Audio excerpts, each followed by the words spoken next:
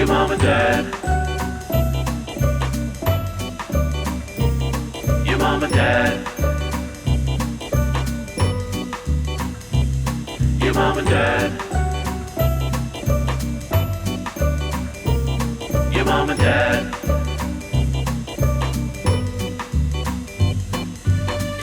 Well, welcome home, family.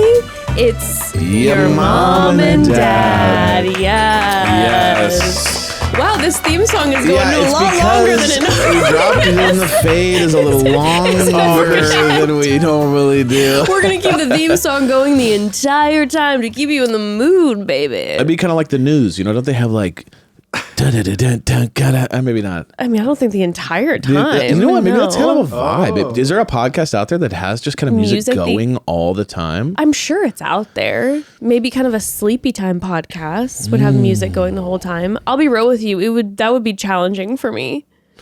Having the music going? Yeah, in my ears, in the cans, as they say, as the pros say.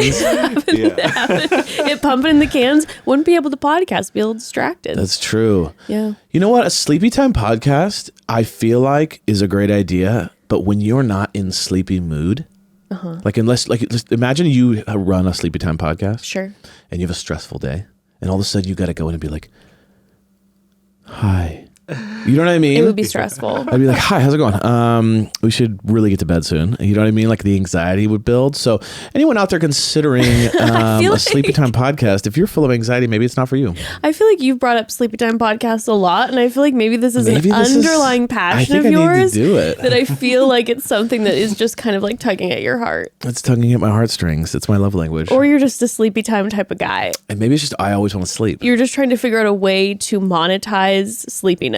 Yeah, whatever. Because it's been a problem for you since day one of our relationship. If you ever connect with old friends of Aven and just put the two words sleep and Aven together, everyone will acknowledge. They're like, yeah, Aven always falls asleep mid-conversation. Yeah, I have a problem with like if we have a group of people over and we're all hanging out, I hit a weird time where I'm good, and then my body literally screams, we're done. Lee, I don't know if we've talked about this before. Have we talked about this? Well, we've talked about you being sleepy before, but for this sure. specific thing you're about to bring up, yes, I feel like. I don't know if we've talked about this before. So there was a time when we first moved into this house where we have a backyard. We were super excited to have this backyard. Mm-hmm. So we were having people over all the time. It was always like a bonfire, a dinner together, drinks, Yes. all of this. And it was happening numerous times a week. Mm-hmm. We were probably pushing it a little too much. Well, here's what Aven used to do. He would be the one who'd be like, let's have all the people over all the time. So it'd be his idea. We'd invite the people over, and without fail, every single time a certain hour of the night would hit, Aven would go to the bathroom and never come back. This man would go to the bathroom and then wander into the bedroom and just go to bed. Lights off, sleeping. So I'm left with a full crew of people, a party of people that I'm entertaining. I'm also tired. Oh man! And let's be real, when we first moved into this, slick move, moved into this house sneaky. too, it was mostly like people you knew in LA, so it was mostly Evan's Oh. friends. So I'm here trying to tap dance my way out of getting people to leave the house because I'm like, Evan's sleeping. You did it. I did it on my last birthday. Evan. So my last birthday, we all went out, and then everyone came back to the house. About 5 minutes into everyone being back to the house, I went to the bathroom, never came back, went to bed, and everyone's in the house. Wait, this is so funny because I've heard this story before, but in my head it was always like Jess who invited everyone over. No. And then Evan's like, I'm going to the bathroom. Evan. and goes, Evan invites everybody over, and then he goes to bed. Yes. Yeah, Oh. no, it's not like I'm like, hey, all of my besties, come on over. It's mostly Evan's friends. And People then talk about an Irish exit. That's on another level. That's kind of my nightmare, man. It's like I didn't invite all these people, and now they're just in my Now they're house. with you. And I Yeah. have to Here's the thing. that is the, you know what you do, you don't do the Irish exit as the king of the sleep, the Sandman. You do the Sandman exit, which is when you just go to bed. Here's the thing. I've created a new lingo. I love that. Everybody be impressed. Here's what happens. I get really tired. It's never pre-calculated. The bed situation is never pre-calculated. I get really tired. Okay, it's like 1 a.m. There's been drinks, and when I reach a certain time in the night, I get really tired. So what I do is I go to bed. Do you get tired? Let's just chill for a second. So what happens is I go to the bathroom. As I come out, I see the bed. Yeah. And it's like a muse I can't deny. It's like you are like, I must make love to this bed. It is a lust. It is. I'm blinded by the lust. There's a golden light coming out of the bedroom. It is literally, I'm blind. I'm willing to sacrifice anything for that passionate lover. So what I do, it never starts with I'm going to go to bed right now. What I'll do is I'll be like, I just want to lay down for a second. I'm so tired. Just like, I want to rest for a second.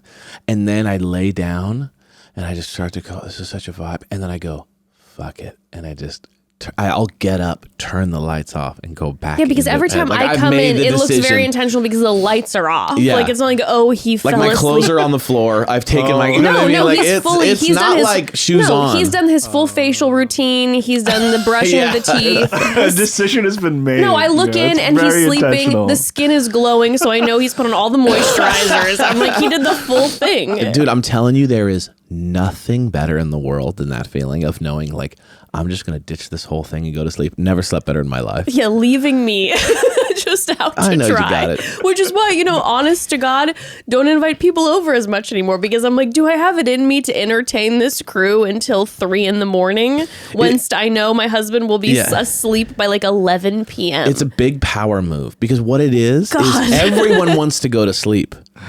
I choose first. I strike first, and you can't. You know what I mean? Yeah, it's an alpha move. It's a dom. You know what? I'm just urinating on the proverbial tree. You know what I mean? I'm just saying I go to bed when I want to go to bed. It's actually a very big king move. It's very Gatsby of me. Oh my God. You know what I mean? It's very Gatsby of me to like throw the party and then disappear. So, I mean, calling yourself Gatsby is the biggest ick I've ever heard. But you know what I mean? Like, it's very King, very Gatsby to just be like, I don't know, he left. You know what I mean? So I think that's something more to meditate on. Okay, is that you're with a Gatsby type. I'll really think about that next time. I'm ushering people out when they haven't left and cleaning up. Anyway. Okay, family. Well, guess what? We are here. Speaking of like being cozy in your own bed, it's hometown episode, baby. They're going back to their houses, back to those cozy beds. No more of this mansion living anymore. No. You know what I mean? They're Which now home, that I'm actually they're feeling the weight of this whole thing. Now that I'm thinking about it, they never traveled. Whoa. Oh my God. How is this just dawning on me now? So then what that shows is that the show didn't raise up the budget. They just spent it elsewhere. So instead of putting everyone on a flight and flying them to Barstow or wherever they did last season. No Oceanside. Yeah, that's what I'm saying. It's like, so then they didn't even fly. They put them on a bus. Instead of going to Ukaipa. Yeah, instead of just going to like a small town nearby, they're like, you know what? Let's take that money we would have rented a Greyhound for. Yeah. And just keep them there, and we'll make the dates a little nicer. And you know what? I'll be real. I didn't even clearly I didn't notice it. But I'm also a little pissed off about that because it's like, you know who deserves a trip to Croatia? Yeah. Like Ellen. Yeah, it's true. You know what I'm saying? Yeah. Like these women have put their time in. They've raised children. They've gone through heartbreak. They've gone through tragedies. No one has ever deserved a trip to Barcelona. Oh my God. More than these amazing women. Not some 23-year-old model who just got back. She's already been doing that. That's what I'm saying. Oh my God, now it's I'm like, mad. Oh yeah, a bunch of 24-year-old models deserve a trip to Croatia. No. Oh my God, now I'm pissed. Susan deserves a trip. Now I'm pissed. Exactly. I didn't even think about it. Now I'm feeling real angry. That's what I'm saying. We were gonna be good. Do you think they're going to travel now for the fantasy suites, or are they just going to go back to the mansion? I think they're going to travel now because I feel like I saw like a clip in some sort of like bungalow thing. So I don't know if they're in Bali, Hawaii. I don't know where they are. Maybe they just took them to Malibu. Yeah, they like Rainforest Cafe. Yeah. Oh my gosh, Rainforest Cafe. Oh my God, don't even get me started on that. I would love that. Please and thank you. Rainforest Cafe is kind of very dope. It is kind of very dope. It's like the dopest restaurant. Why haven't you taken me to a Rainforest Cafe lately? Well, there used to be one in downtown Disney. They got rid of it. Now it's like a Star Wars. Yeah, it's like a Star Wars like gift shop now, isn't it? It's not even like a Star restaurant. Wars, but like you're gonna, God, I know. I miss that frog. Rainforest I miss Cafe. seeing that branding, that logo. I know. Well, it really excited me. Another piece of our childhood. When the rainforest came alive every like 10 minutes. What a thrill. Oh yeah. All the things will start moving. Yeah, that is fun. God. Talk about the most expensive restaurant to ever build ever. Like you're like, I have an idea for a restaurant. It's like a restaurant, but in it is custom animatronics everywhere. With mist machines and plants. Dude, that's like a bazillion-dollar restaurant. No wonder why they went out of business. They're like the burgers are still $20, but we got to build legitimate T-Rexes. I wonder if it was like a franchise that you could get into. You're like, yeah, it costs you $1 billion to start. Nobody was doing like that's absolutely insane. Like restaurants are already expensive enough to start and stressful. Now you got to worry about, oh shoot, the frog's eyes aren't moving. We got to get the guy out to repair that. Only one of the gorilla's arms is pounding his chest. Exactly. And it's like, now we got to have, it's like, that's insane. Okay. We're getting distracted. Yes, okay. Be serious. Sorry. This is a very serious podcast. It's informational. Yes. Yeah. Okay. So, of course, we're going over hometowns today from the Golden Bachelor. And then second half of the episode, BIP. A BIP episode that was on literal Off fire. the chain. It was, I got to tell you, the episodes they're picking up, and this one was packed with drama. I was locked in the whole time. 100%. Absolutely packed. So we're going to talk about that second half of the episode. Just a quick scheduling heads up, all of this. So ABC just officially dropped the schedule for the Golden Bachelor. So just as a heads up, in case anybody didn't see that, next week we have Women Tell All. Yeah. We didn't think we were going to get it. We didn't think we were going to get it. We're going to get it. I cannot wait. Women Tell All. The following week is Fantasy Suites. And then the franchise is taking a break for a week. And then the week after that, I believe it's the 30th. I'm sorry if I'm wrong on that exact date. But that's in the 2-hour finale. So just as a heads up, we don't have the BIP schedule out yet. So I'm not sure how many episodes we're going to get of Bachelor in Paradise, how long that's going to go for. But just wanted to give you all a heads up. We will keep you all updated with, what our schedule then is looking like with then the Golden Bachelor, BIP, all of this. But yeah, I can't wait. Amazing. Can't wait to keep diving in. And also stay tuned on Wednesday. We have an episode where we are going to be discussing the recent episodes of F-Boy Island, which this season has been incredible. We have a special guest coming in to talk F-Boy Island.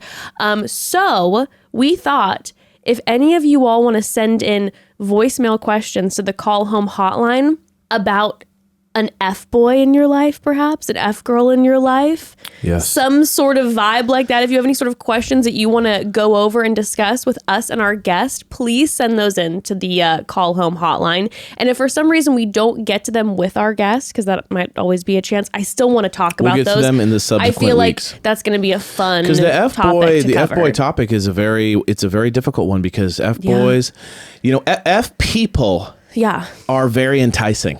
They really very are. fun. 100%. And you can get caught in their web of, vibes. So I think talking about that as a family is important. So please send in your questions, your inquiries regarding F peeps. The stories, all of this. Yes. Please.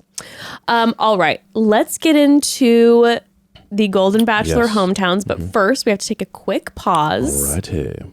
Family, I think I have shared that Aven is in his home renovation era. On 1,000. He's a home reno king right now, okay? This man has knocked down a wall, people. The wall is officially knocked down, and he is creating a new cozy space for our family. So needless to say, you've been on article.com 24/7 these days, deciding what furniture pieces to purchase to make it the best, because Article is the best. Over the years for our home, we've purchased a dining room table, couches, chairs, and more from article.com. And every time we are so happy, not only with the style, but the quality is amazing and also the price. I love Article. I love Article. And thanks to their online only model, Article has some incredible prices. You have to join me and check out their website because their curated assortment of mid-century modern, coastal, industrial, Scandinavian, and boho designs makes furniture shopping very simple. It's so true. I am not by any stretch of the imagination an interior designer, so I can have a hard time putting together home looks, but not with Article. Article makes it amazing. Their designers and designs make it so that everything looks so good together. You can't go wrong when you're picking out pieces. Article's team of designers are all about finding the perfect balance between style, quality, and price. And again, they're dedicated to thoughtful craftsmanship that stands the test of time and looks good doing it. Also, Article offers fast, affordable shipping across the US and Canada. Plus, they won't leave you waiting around. You pick the delivery time and they'll send you updates every step of the way. I'm telling you, their customer care team is amazing. We've had only great experiences. Yeah, and Article is offering our listeners $50 off your first purchase of $100 or more. To claim, visit article.com/momdad, and the discount will be automatically applied at checkout. That's article.com/momdad for $50 off your first purchase of $100 or more. All right, it is time for our Gary in his hometowns. Now, something right off the top that hit me, and again, something that seems so obvious, but when Gary said, this is a unique hometown experience because normally you're meeting the parents, but I'm meeting the children and the grandchildren. Yeah. So this is a whole different dynamic. In some ways, it's far worse. What do you mean? You mean far more heartbreaking? Because that's what I was feeling. There's a lot of elements. There's a lot of elements. Number one is when you're trying to impress parents, I find it's typically simpler. Okay. You go, okay, let's take the temperature. Is dad or mom simple values? Okay, you kind of play into that a little bit more. Are they fun and excited and ready for this process? Are they doubting this process? You kind of like have your angles. So you're saying you lie. You absolutely manipulate. No, but I'm saying you know how to address that, and you've kind of been there, done that. And then you also you can also kind of choose like if you end up with this person, you kind of choose like how much time are we going to really be spending with your parents. It's like see them a couple times a year. Right. You know what I mean? It's kind of like there's different dynamics. Dynamics, but generally, if you're an adult, on this dating show, they're not going to be like seeing their parents all the time. It's kind of like, yeah, I see my parents. We go to dinner every once in a while, whatever. When you're doing kids, now it's like that's who you're living life with, you know? There's a good chance they live right down the road. There's a good chance that if they're, certain age that you're going to see them every day. Like you don't know what the dynamic is. You got grandkids too. So now you got this thing. What I'm saying is it's like way more of a responsibility you're taking on, and also way more of a pressure to like I got to connect with these kids because I'm going to be there like stepdad. I'm grandpa now. So now I'm going to be like I'm just saying it's a lot. Yeah. So then you want them to like you. It's different with the parents, I feel like, you really want those kids to like you as opposed to just check you off and be okay with you. Also, what if one of these kids suck? You know what I mean? God. And they're just like, yeah, and they're just like throwing poo at you or something, like just crazy kids. You're going to be like, oh God, like now we got to figure out how to fix this situation. You know what I mean? Like there is a lot more going on here where it's like you're taking on more walking into this situation. Sure. So I really felt for GGT because I was kind of like, this is so much more of like a pulling in a family. Oh, for sure. Than just dealing with some parents. I was feeling then, yes, 100% for Gary. I was also then really feeling for the families because like we've discussed before. Yeah.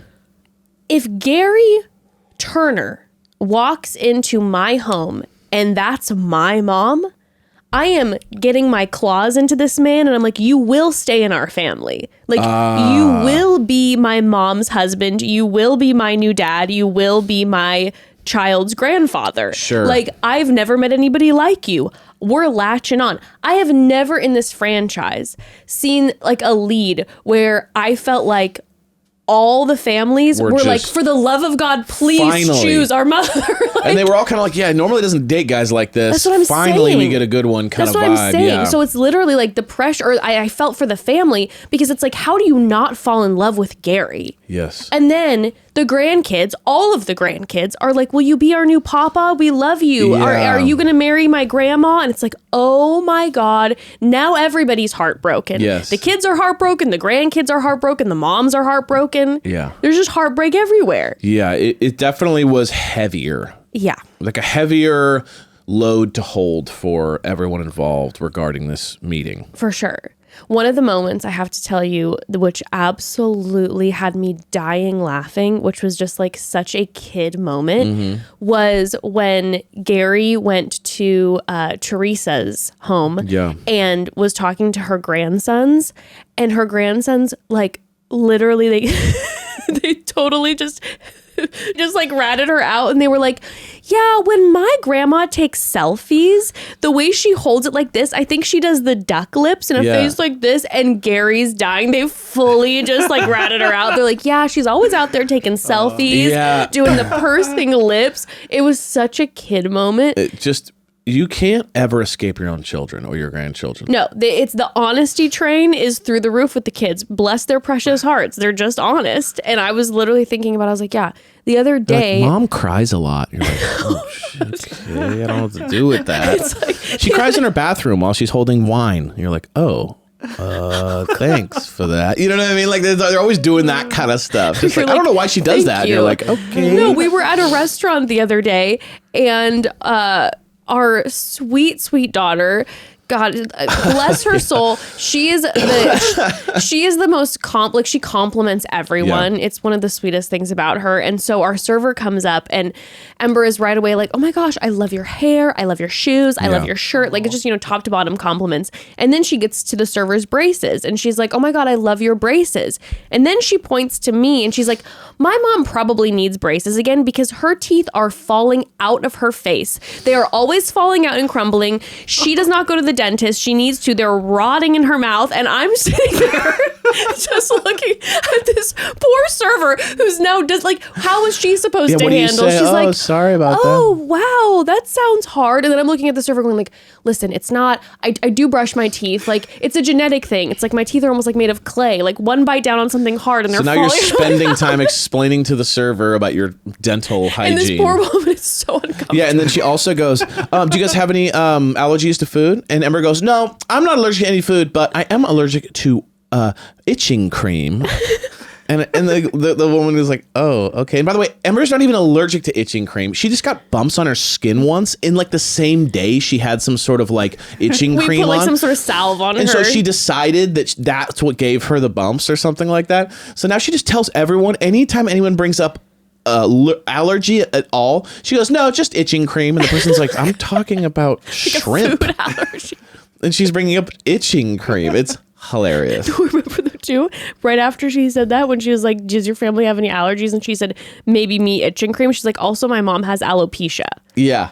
And I'm like, thank you. Not an allergy. Appreciate it. So now this server, you've trauma dumped on this poor server who's looking at me not knowing how to react. It was so funny. But the point is, the kids won't let anything slide. They'll put it all out there. And the fact that Theresa's grandsons were like, she takes selfies all day long. Yeah. She's always doing the duck face. Yeah. I'm like, Theresa is out here thirst trapping, and we love to see update it. That profile. I love that. I love to hear it. But yes, okay, so Gary, he's going to see the families. He said the last family he met was Tony's family in 1968. That's wild. So this is this is huge. And then to meet 3 families in a row. Yeah. And let's be real about something that happened to Gary throughout these 3 hometown episodes. Mm-hmm. First hometown with Theresa. Yeah. The idea of falling in love, he was feeling nervous. And then all of a sudden something happened, and those love gates, they just came a-flowing, rushing open. And this man was like, I'm going to tell everybody I've ever met that I love him. He's telling everybody, I'm in love with you. I'm in love with you. I mean, Gary, his heart opened, and he's like, it's time to tell the world that I love him. It was definitely like, oh, okay, got it. So Theresa's not on the same level. I mean, that's what it seems like, right? Like, it was like so obvious. It was like, maybe tell everyone you love them or tell no one you love them. But the telling select people you love them, it's just like, you're kind of like, either you're playing a dangerous game or you're being obvious with who's the front runner. Now, this is what I was wondering, though, because I'm like, after this episode, it seems, because we were left on a cliffhanger, right? We hop to the end. He gives Leslie the first rose, and then we're given a cliffhanger between Faith and Theresa. It seems very obvious that he's giving the rose to Faith after what we saw. It does. So I'm then wondering, are they messing with us? And so I was like, maybe he told Theresa he was falling in love with her too, and they edited it out. But then That's Theresa possible. said to JP, he didn't say it back to me. I think that... So I'm like, is it just... No, I think it's a done deal for Theresa. Okay. I think It seems that way. I don't think he's warring with his decision. Yeah. I think he's coming to terms with the fact that he's going to devastate Theresa and her family. That's what it feels Like, like. I think he's a really just empathetic guy. And so Yeah. I don't think he's even remotely confused whether he's going to choose Faith or Theresa. I think it's just oh my God, I'm looking at Theresa. I met her family and I am just about to kind of break the news that whole family's going to have to kind of pick the pieces He doesn't up. want to hurt her. Exactly. Because she's absolutely darling. She's absolutely precious. He says darling. I love when he says darling. Darling. She is darling. Yeah, that's what makes sense to me. But this show, I'm always like, are you editing out certain things? No, I think it's clear as day. It feels pretty obvious, right? Yeah. And there's even a clip right after that where he said, "No, I'm not confused. You know, I know what I want to do. It's just hard." So I think that's the clear, obvious way this ends. But then between the two, because his connection to Faith seemed so real that when he got with Leslie, and then he also told her he loved her. But the thing is with Leslie is that we've seen their journey and they've spent a lot of time together, and she's seen like a front runner from day one. So, but I will say, I thought that Faith was going to get the first rose because that did seem locked in that hometown. Like, It was so romantic. God, it was so romantic. But that's why I'm like scratching my head. I'm like, I don't know. Because I was like convinced that Faith was going to get the first rose. Did they say where Leslie was? In Minnesota? Minnesota, is that what Minneapolis, it was? Okay, Minnesota, Minneapolis. Okay, yeah. because they were like in a proper city, and I was like trying to Yeah. remember where it was. Okay, got it. I wanted to touch on Theresa's hometown. Yeah, let's get it. Well, let's just go through the order of it all. Because you know what was the standout to me? Jen. Her daughter. Her daughter, Jen. Her daughter is just- a treasure. I just felt like I was her. I Like I was in there and I was thinking, man, if my mom was Theresa and I was that close to her, I felt the same thing where it's like she deserves love. I love Gary. And then when she broke down about like how it's not comparing him to her dad who's passed, yeah. who's passed, and then she breaking down, and you could tell it was tears of joy for Theresa, but also tears of sadness thinking about dad.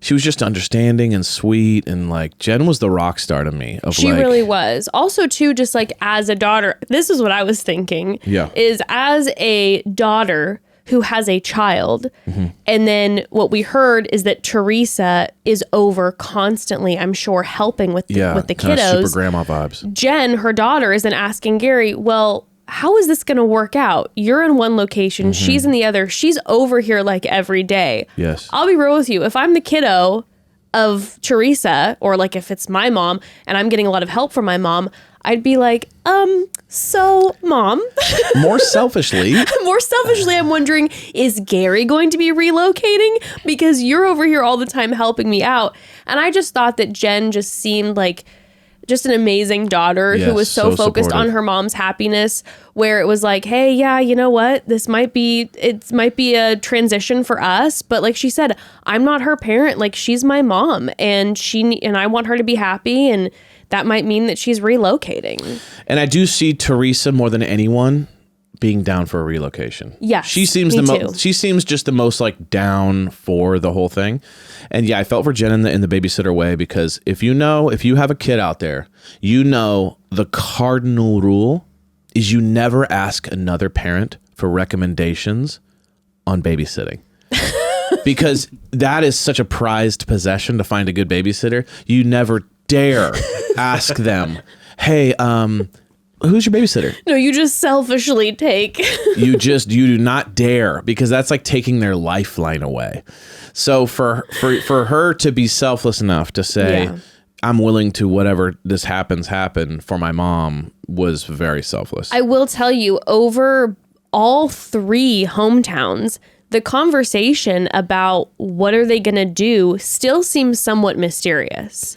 Like, we Yes. don't have a clear pathway of, are you all planning on doing long distance? Who's planning on relocating? This might be a complicated thing that we hit, because Far more complicated than the normal bachelor, bachelorette. Because everyone's course. 24 and just kind of like Yeah, you can figuring out their relocate. lives. When you got like most of the time they move to, LA or San Diego. exactly, but you have a house you own, you raise kids in. and your kids are now living nearby and you've got grandkids, you can't really pack up. I mean, you could. But it is a much bigger decision. It's tearing up your life in a lot of ways. Yeah. It's hardcore. So how any of these people will pull this off, I have no idea. Yeah, I'm not sure. I'm not sure what that's going to look like because as we saw, all 3 women are not in the same state as Gary. And all 3 women seemingly live close to their kids. Yeah. So it's not even and like, are very close to my their kids children live in Chicago and I live in Minnesota or what. It's like, no, everyone was there. I know. So unless everyone flew in, I didn't get I got the vibe that everyone lives close to grandma. Yeah. And so how you do that, I do not know. I don't know either. So we'll probably dig into that more next week, or Fantasy Suites in 2 weeks. But so with Theresa, though, yes, Jen, her daughter, was an absolute rock star. I absolutely loved her. I was definitely getting teary in the ITMs when she was talking about her dad and just like how she said it was just shocking at how comfortable I felt with Gary right away. It just makes everything so hard. It makes it really hard because you're like, want that for your mom. And then if she gets course. heartbroken, it's like, it's different to like comfort your mom from heartbreak. Versus like if it Usually was it's like the your opposite sister way. or brother going kinda through it. You're like, there's more time, but it's like when your mom's 70 years old, you're kind of like, I don't know how much more options will be out there. It's gonna be harder to find. Like, it's a different thing. Well, Theresa's sisters were absolutely treasures who were cracking me up because they had like very similar Theresa energy where it's like, listen, Gary, we're going to give you the 411. We're going to give you the tea on why you two should be together. Yeah. And we're going to tell you all about how Theresa is the most incredible person you've ever met in your Really whole supportive. life. They sat with him and they were like, you are handsome, you are wonderful, you are her husband. Yes. Like, it was I like, love that. They put it all out there.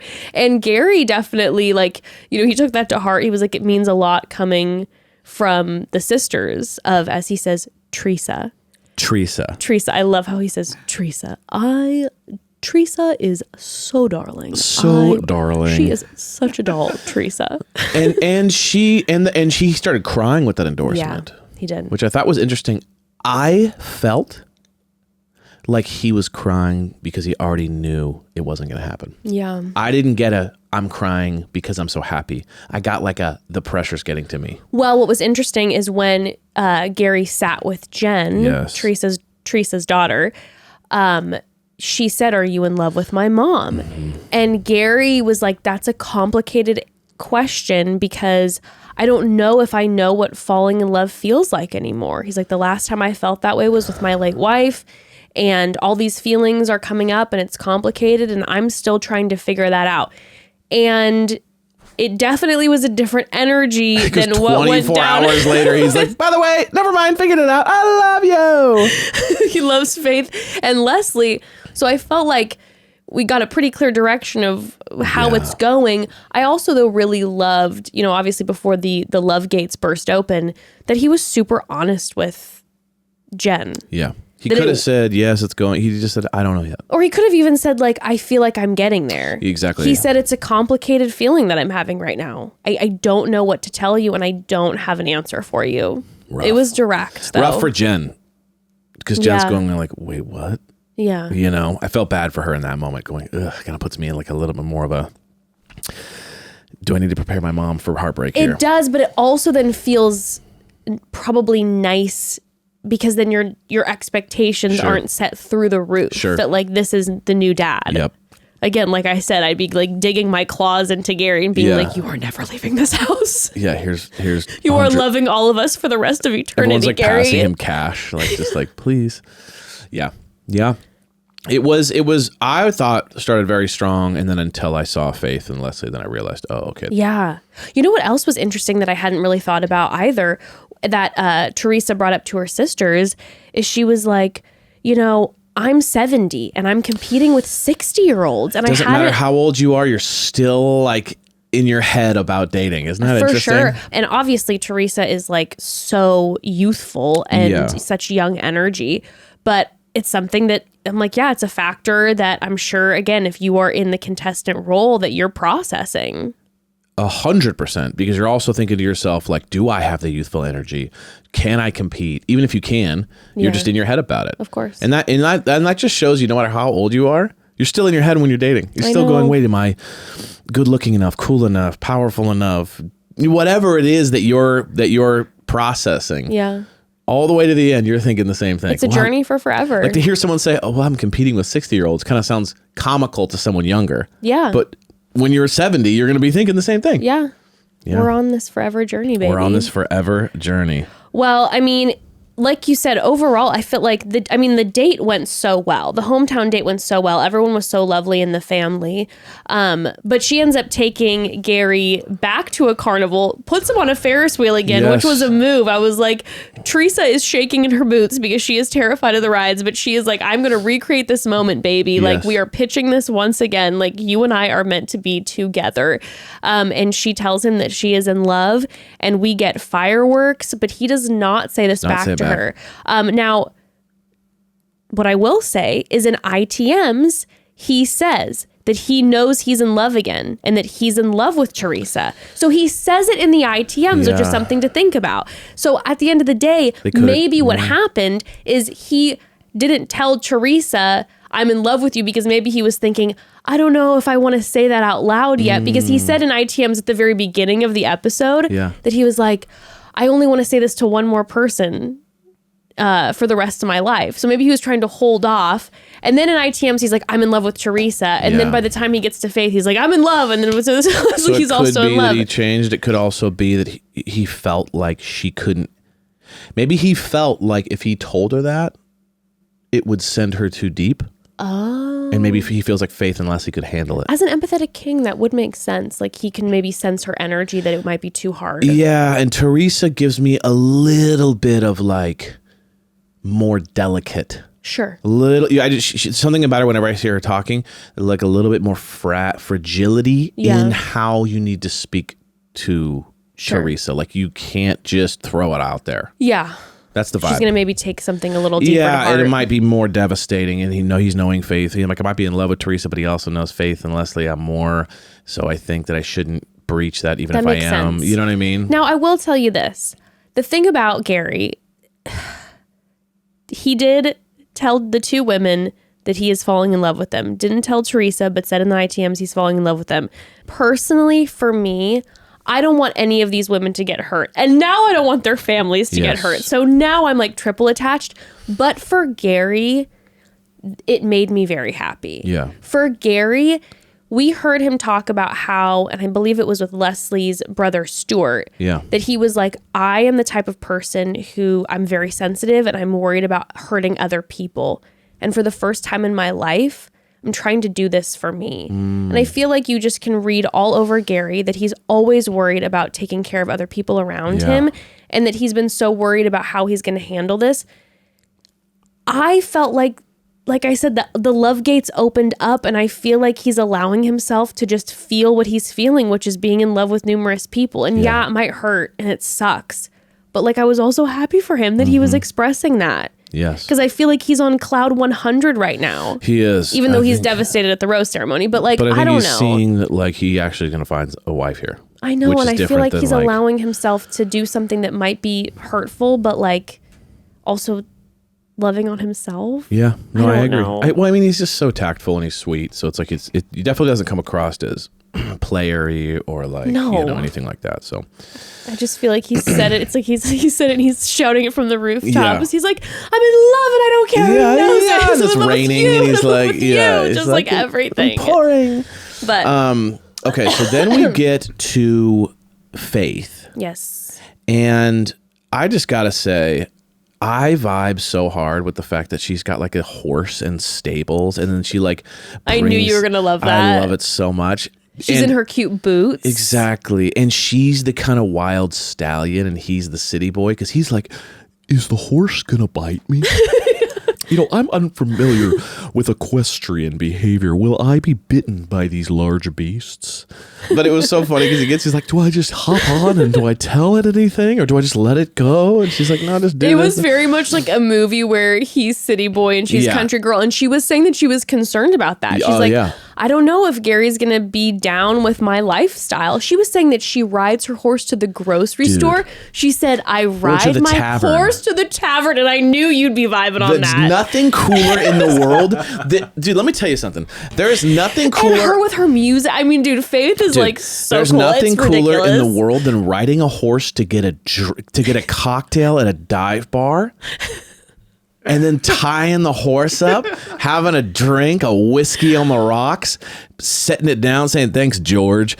And then hopping back on your old mare and taking it home and going to bed. I mean, that is incredibly cool. Oh, yeah. And so I felt like... And also there was just so, like, when you see someone like her who is passionate about her horses, and there was just like such this elegance and like love that she shared with these animals, and she was very much like, well, you know, they are like, these are animals and we need to be like, you know, respectful of them. And then later when she's having the conversation with Gary and she's like, well, I don't know if I could relocate because I have my family here and I have my grandchildren here and I have my horses buried here. And so she doesn't want to leave where her horse is buried. I'm like, I got chills all over my body. Like, I can't lie to you. It was interesting. And I also felt it was cool that she could teach him something. So it was like that felt very cool. He thought that was hot. Oh, it's so hot. If I was 70, you know what I mean? And I met someone who could teach me like a different lifestyle. That's incredible. Yeah. It means you're bringing in a lot. Yes. More than just your personality, which is and your love and everything. You're also bringing in like fresh perspectives on life, fresh ideas, so you can teach each other things. There's a lot to discover is what I was going to say. I think too, like when you're teaching someone something and someone is bringing in like new skills and things that someone can pick up on, that brings youth. Absolutely. Youth is like, fresh I'm going to start something adventure. New at even an older age. Like that agree. Is youth. I agree. So super hot of her to do that. And it really was. It was super hot. But then I also did think to myself, I thought, man, this is going to be tough. I know. Like lifestyle wise, just pure lifestyle wise. I know. He's going to have to move to her. I know. I don't see her leaving all that for him and then not kind of being bitter about it. But then on the flip side, imagine this. Imagine you are Gary's daughters and grandkids, and you're the daughters who signed him up for the show, and you're like, I didn't sign up for having my dad move away. But you got to know that before you do that. That's called not, you know. I know. But it's all so hard. It's tough. God, it's so hard. Well, we meet her family, and her family, again, I mean, I have to say, all three of these families were wonderful. 10 out of 10. Darling. All the kids were just absolutely fantastic. He right away is telling the family, he's singing her praises. Mm-hmm. He's like, she wowed me on the first night and she got the first impression rose. Her kids are thrilled. Her sons are just like, you know, hooting and hollering. Yeah. And her big sister is already crying. Now, talk about emotional. Yes. When she sat with her big sister, Beth is sobbing because she's like, I know you, and you always typically have a wall up and you seem safe. You're in this place where you're safe with him. And her sister is seeing Faith in the space where like she can't remember ever seeing her. Yeah. And so then Beth is locked in with Gary. Yep. To the point when the family is all sitting together later, and Gary's like, when I leave, and Beth's like, you're going? Yeah. My heart broke into a million pieces. Well, because she doesn't even know how the show goes. When Beth goes, you're leaving? I had chills on my body in a way that I was like devastated, heartbroken. Like, God. Yeah, I love someone who has no idea how the show goes.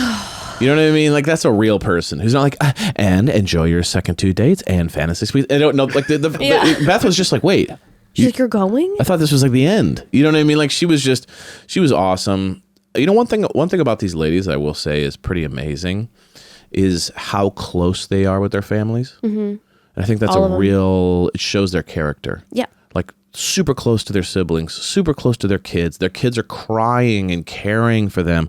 That shows how special they are as mothers. They've put in a lot of work to love on their families. Exactly. So their families are loving back. And I think that's a huge green flag. Yeah, 1,000%. 1,000%. Yeah. And speaking of that, you know, these amazing sons that she has, when they're sitting with Gary and they're talking about how, listen, like our mom falls in love hard and fast. And when her son says, and it's great to be caught, But if she doesn't get caught, when he said, and it's Yeah. great to be caught, I was like, are this is. you a poet that I actually would like?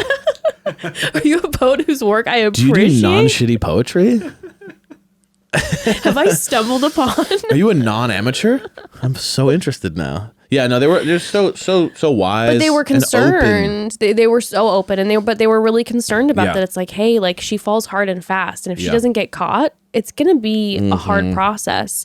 And the sons ask, "Are you in love?" And he's like, "Yeah, I kind of think I am." And then when they're sitting again with the family, and Sister Beth is like, "You're going?" This is when, in my opinion, the most wildly romantic part of the episode happened. So it was a movie. It was a movie where then her sister, which again, this is the part of like the pressure where I'm sweating, Yeah. where sister is like, you're an authentic person. I can tell you're in love with Faith and you want it to be hard. You want it to be her. So I know it's going to be really hard for you. And I was like, that's a lot of pressure. And now the family's like, we know it's going to be her. We don't know it's going to be her. Right, That's right. a lot of pressure. But they look deep into each other's eyes, Gary and Faith. And he whispers, would you say it out loud? And she says, I would. And then he said, I love you. And she says, I love you too. And they start making In out front of the family. in front of the family. They're grabbing each other in front of the And the family. family's kind of like, whoa, like they were like stoked, and they were also like, oh my god, this is the real deal. Well, because it kept going.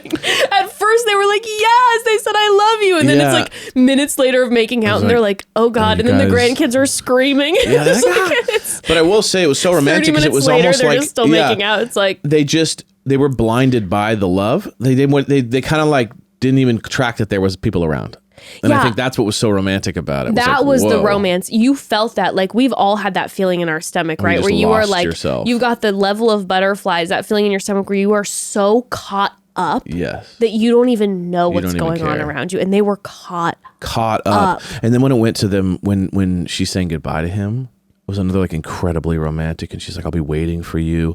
And then he's like, you make me feel so special. And she's like, you are special. And like held his face. And I'm like, God, are these guys like acting for a movie? Like it was weirdly like Oh. beautiful. You know what I mean? It was Well, like beyond real. And she's like, I know that like no minute of life is guaranteed. Yeah. But until I see you again, I'll be counting down the minutes. It's just like, what geez, in- guys, oh my like who wrote the God. script? I'm Yeah. like, I just feel all of a sudden so boring and unromantic. Like, Yeah. let's talk like that to each other. like My nice God. ass. You know what I mean? We cut to VIP and Brayden's like, boobs. He's like, you know what? Boobs are dope. Like that's the difference in energy. That's what we're getting to next. Is boobs are dope. Every minute I wait for you is food for my soul. Boobs are dope. Those are the two shows.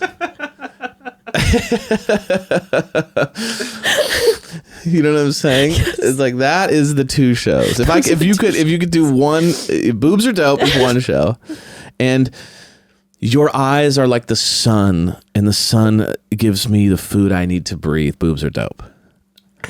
That's what it Boobs is. are dope. Like that's the love. Those are the romantic connections we Yeah, have. those are the wow moments Yeah. on Paradise. Have you seen his abs? Boobs are dope.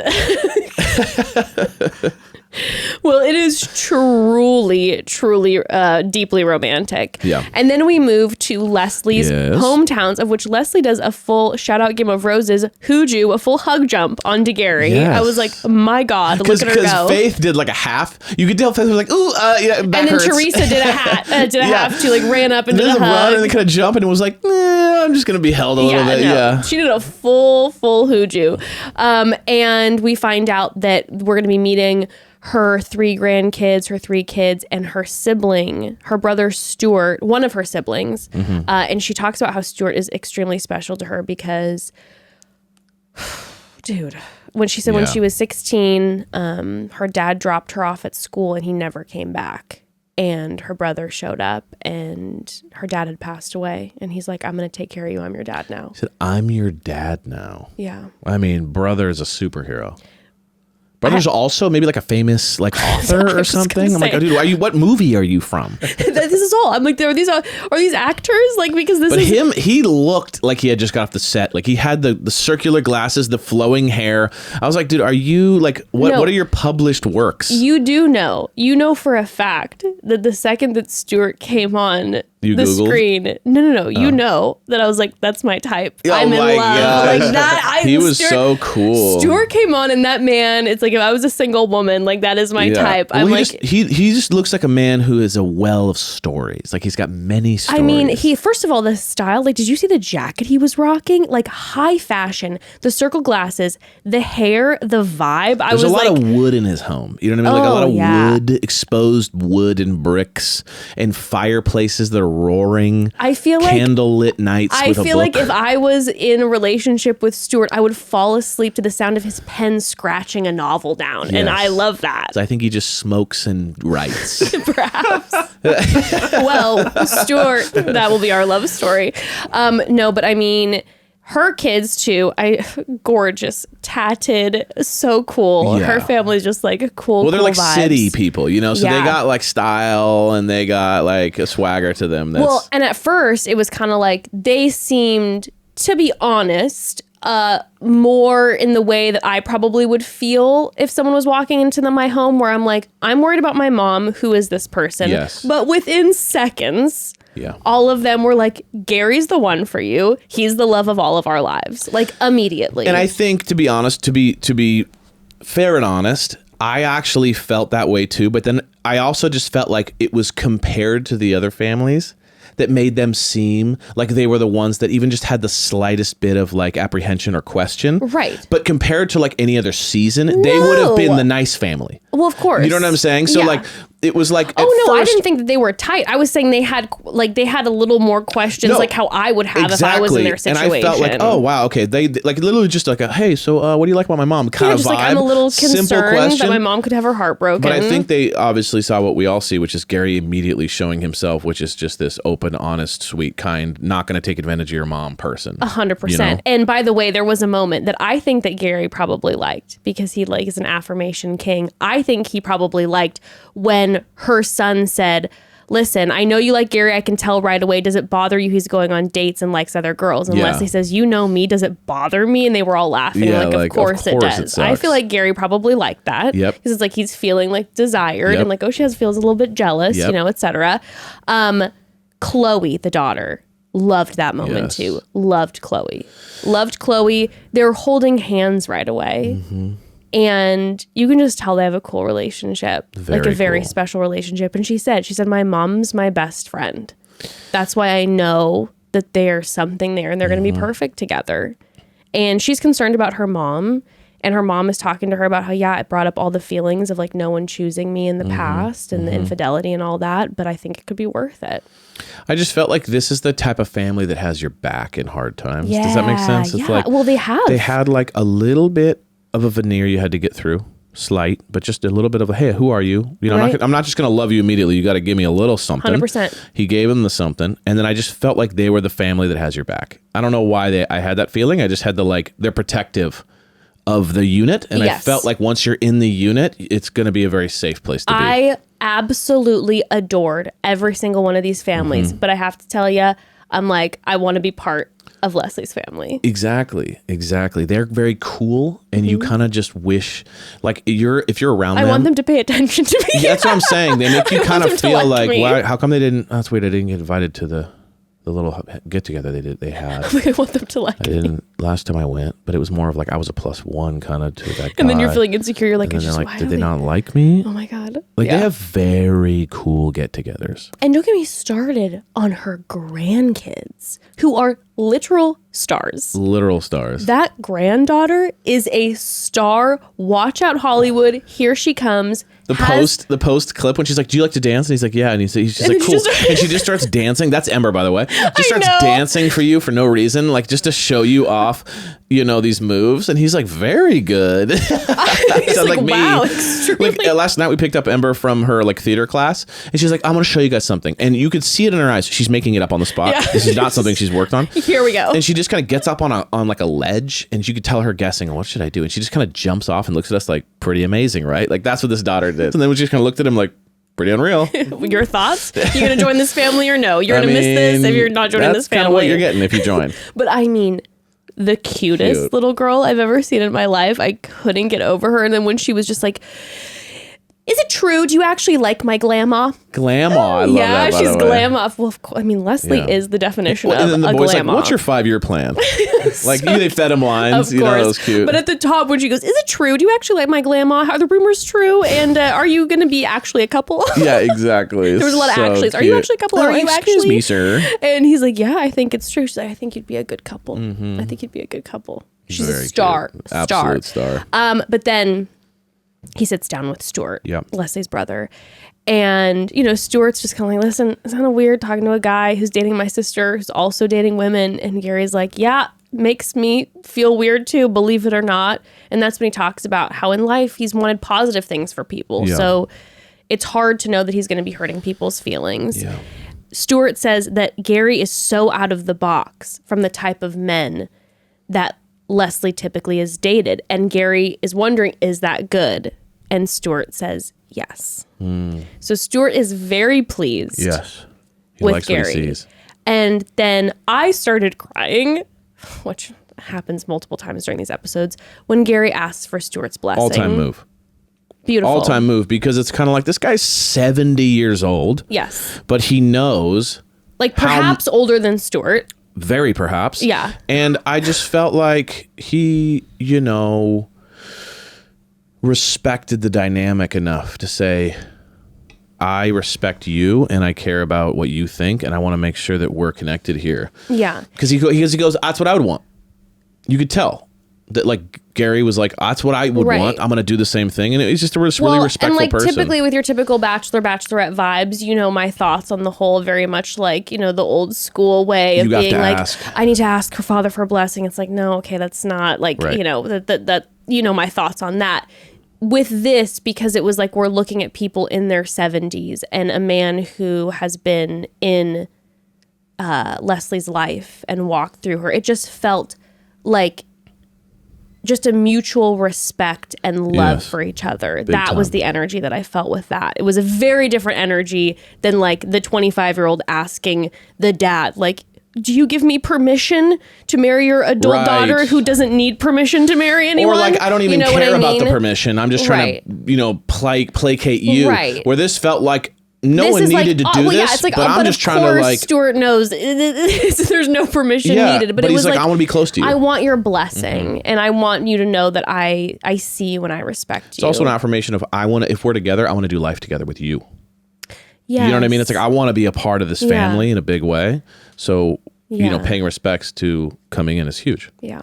Yeah, it's beautiful. Well, then they go outside. And just have like a movie style up against the cliff makeout session. Well, she tells him that she loves him. And at first he doesn't say anything back. So I'm like, oh gosh, is he only telling Faith that he's in love with her? Yeah. But then the man pushes her up against the side of a brick building, and he says, a wise man once told me, don't walk by an opportunity to tell someone you love them when you love them.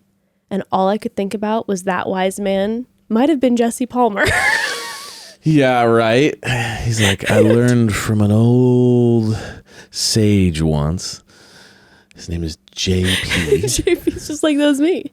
He's like, I heard from a wise man. But it was really, he said, never miss out on an opportunity to go look for Bigfoot. He just changed it a little bit to someone that you love. Understood. But I mean, that to me was the moment too where I thought it was really powerful. It's like, listen, again, we're not talking the typical like 25, 26. Like, this is someone in their 70s. It's like, I don't want to ever miss an opportunity to tell someone that I love them when I have this time here. Absolutely. And so then he says, I love you, Leslie. And they are making out against a wall. And these two...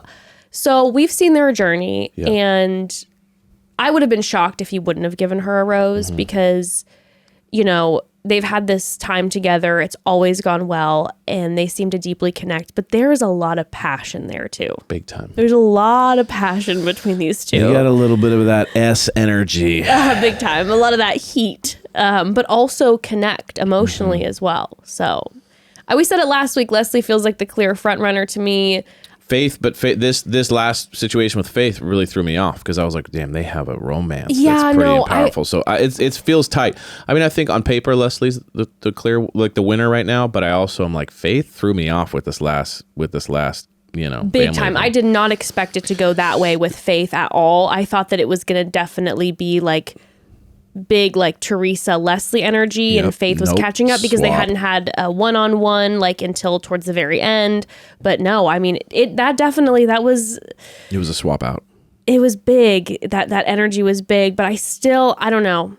I still think maybe because it's the Faith piece with her like ranch and where she's connected. That's going to be the hurdle for sure. I feel like it maybe I'm wrong, but I'm getting the vibe that again Leslie might be more inclined to relocate or be more okay with relocating. She seems like her kids are older and they're all older, but like it just seemed like they live in a city, maybe, I don't know. But when you have like a ranch or something, that's like you got responsibilities. There was also an energy with, maybe I could be so wrong because obviously Theresa's daughter Jen then was kind of like, well, what's your guys' plan about like, where are you guys going to live? But it almost had an energy to me that it felt like Theresa and Leslie almost seemed to have had, like the family knew, versus Faith felt a little bit more like, what are we going to do? Right, exactly. You know what I mean? Exactly. Like we didn't take this whole thing seriously. Now you're here with this possible we didn't think that this was going to happen. Yeah, exactly. Yeah. I agree. So I agree.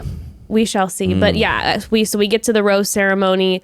I mean, it is a wild moment when JP is outside of that limo and seeing each woman, and Leslie's like, he told me he loved me, and JP goes, wow, Leslie. And then Faith comes out, she's like, he told me he loved me. And JP's like, uh-oh. Yeah. And then Theresa's like, I told him I love him, but he didn't say it back to me. And JP's just like, he's trying to keep his mouth closed like it's a secret. He's just like, go on he's in. Like, crazy. So you're going home. Like it was basically...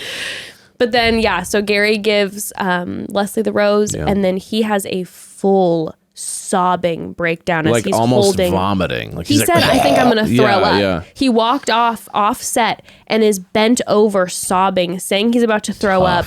And he's like, I don't want to do what I know I have to do. And he does not want to say goodbye to whoever it may be. Feels like it's going to be Theresa. Yeah, it feels like it's going to be Theresa, but again, it's if it's Faith, if he's getting rid of Faith, that would be mind blowing. That would make no sense. That's gonna be really gnarly. Yeah. For her and her family, just because of that moment that everyone experienced as a unit. Brutal. That's gonna be brutal because they did it in front of them. It's like tough, but Sweating. I'm excited. Next week we got the tell all. I'm excited to see my ladies again. I can't wait to see Askin. I'm really excited to kind of hear the drama. I can't wait to see Askin. I cannot wait to see the outfits that they are bringing and rocking, and also then we see that Gary has to come face to face with whoever he ends up leaving, and it looks rough. Yeah, he also looks different. Did you notice that? Yeah, he looked different. Is it a haircut? Is it makeup? I think it was makeup. Yeah, because he kind of has naturally like sun-kissed tan. I feel like they powdered him down quite a bit. Powdered him. Yeah, he was very cut his hair matte. short and powdered him because I was like, is that his brother? Well, it almost looks like the hair is like dyed and he's powdered. It's like they went a little heavy-handed on the stage makeup. Yeah. But they definitely kind of like glossened him up. Well, it just looks very matte instead of a little more glossy. Yeah. But I clocked that. I was like, wait, is that him? Who is that? No, the powder was a little heavy-handed, I think. Yeah. I think. But he looked sad and like it's hard. Tough. Oh, God. All right. Well, tune in to that next week. But you ready for Boobs is Dope? Let's talk Boobs Are Dope. Yeah. With Bachelor in Paradise with this spicy episode. This one's ripping. Holy smokes. Let's go. Before we talk about that, for the love of God, can we turn the air on? Evan hates the sound of the air. 120 degrees out. Evan hates the sound of the air, so I have to always just beg and plead and ask. But please, can we turn the air on? Let's do it. Okay, what went from turning the air on ended up becoming our sweet neighbors had to start some construction next door, and there was jackhammering going on, so we just reconvened and later. Hours and hours later, here we are. Yeah, We couldn't have the jackhammering going on during the BIP recap. The BIP recap is already hectic enough as it is, so we couldn't also have that sound. It's like we were talking about adding music to our exactly. This is like it would have been adding just chaotic construction to make you anxious, more anxious than you already are. And what these hours allowed for us to do is to find out about some serious Twitter drama going on that has happened to X, whatever, Twitter X. Blew up. I refuse to acknowledge the Elon Musk change of it all. Twitter drama between Olivia, Kylee, and Aven. And also, too, Olivia had posted on Instagram a beautiful photo of herself, like a slideshow. And the caption was, hey, and she tagged Kat. She goes, hey, at Kat Izzo, is your back tired too? Yes. Acknowledging that Olivia and Kat have truly been, I mean, listen, Kat is Kat. And you know my thoughts on Kat. We'll get into that. But as we said last week, we cannot deny that though it is chaotic and I don't agree with it, the drama has been at a 10 because of Kat.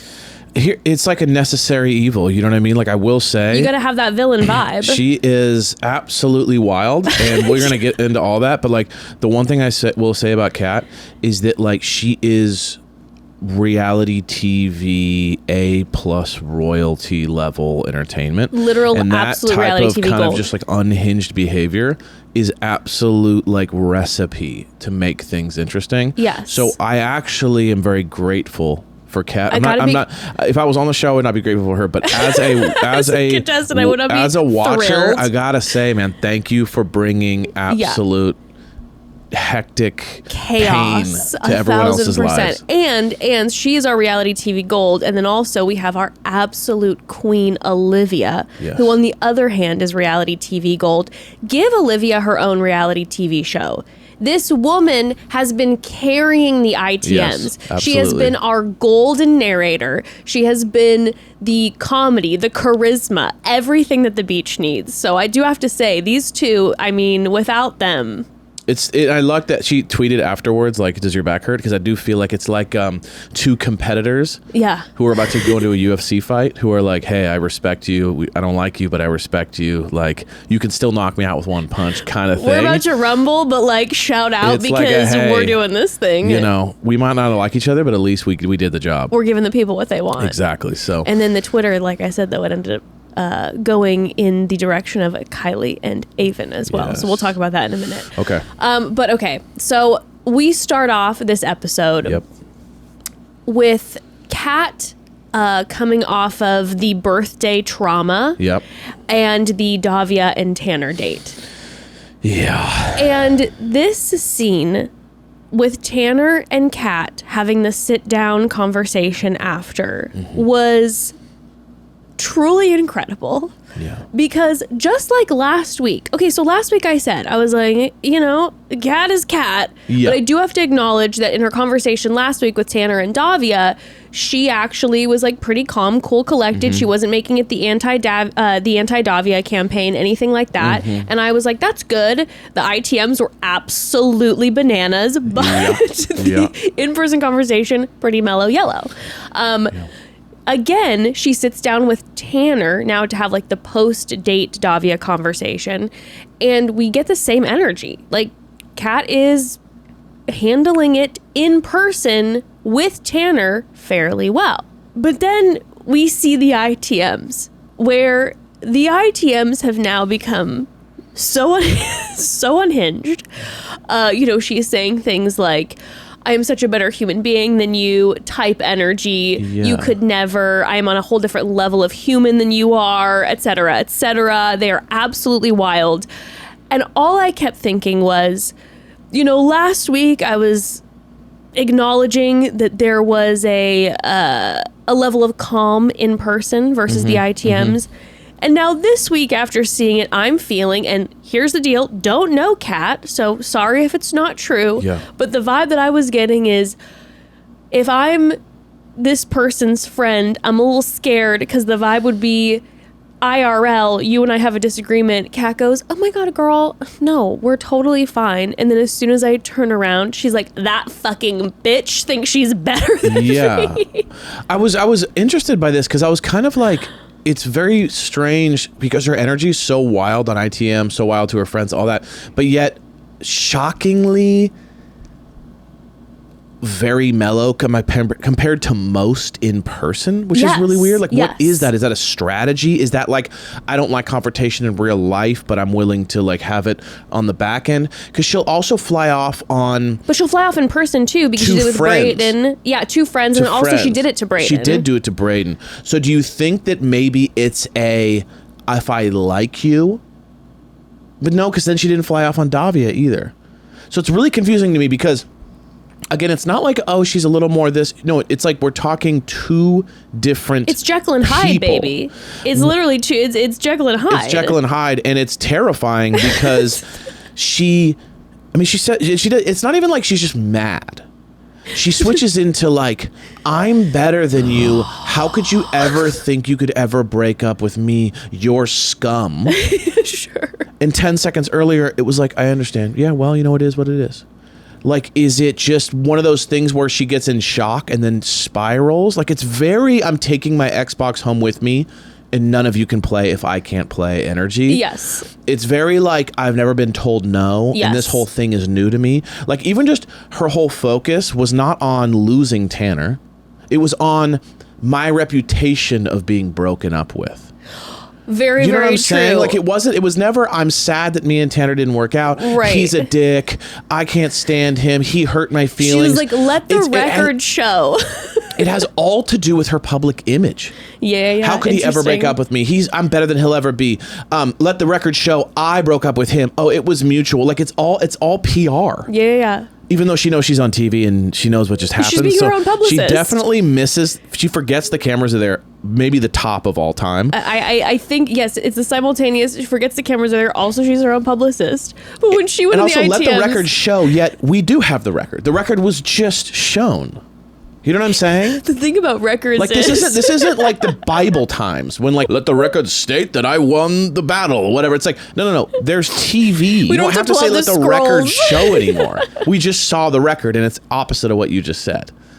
It's very bizarre. She's bringing in the production element. She's like, hey, producers, let the record show. We know that you're going to edit this. Let the record be shown that I broke up with him. I have never in my life witnessed a more, and I can't lie to you, it absolutely tickled me. Yeah. When she had the whole ITM versus sit down with Tanner, because it was the most a boss telling an employee, you're fired, and the employee being like, I quit right after. And you're like, well, 100%. I did just fire you. And the employee's like, doesn't matter to me. I quit. I was going to quit years ago. Yeah, it's like, no, you just came into my office yesterday and said you loved this is your favorite job in the world. Like, it's like a, oh my God. It's definitely like a young ruler who's just like, you know, going around like saying things and everyone has to, okay, yeah, because they're just too afraid to deal with the mess. So it's like she's got this thing where she doesn't really realize that everyone's just afraid. It's actually weird. She kind of gets away with all these things because everyone appeases her because everyone's afraid to kind of deal with the wrath of what would happen if she stood up to. I think so they might as well, they're like, you know what? I think it's easier just to like be like, you know what? That's crazy. F boys. You know, there's like this interesting kind of, she's kind of blinded by her own the women are like, wielding of power. And they look over there, guys are like, not you though, honey. It's just, not you. It's just for her. We're kind of like, it's just a whole thing. We don't want to deal with it. Yeah. Oh. Now I do have to say, okay, though we had the full I quit, you didn't fire me, I quit energy. When Tanner did sit down with Kat, he did pull some moves, and I was like, T-Man, no. He definitely did some. It was a little bit like there was the one moment where he was like, yeah, you know, Kat, the reason I went out on the date with Davia is because like I knew you and we were good, and I just wanted to go on the date with Davia to continue to prove that we are good. I'm like, Tanner, you wanted to escape Kat. Let's be honest. You saw Davia, who is absolutely stunning with her blue eye and her green eye that you are literally obsessed with. You brought it up again this episode. That was like him being like, it's not you, it's me. That's what he was doing. He's like, I love you so much that I had to take this beautiful woman out on a Yeah, date. just to prove how much I love you. I was like, okay, and listen. I was shocked to find that I don't love you that much. Yeah, and for it's some reason. And it's like, listen, okay, Tanner, like, truly, I get it. I think Tanner should be with Davia. Yes. Davia is an incredible human being, 1,000%.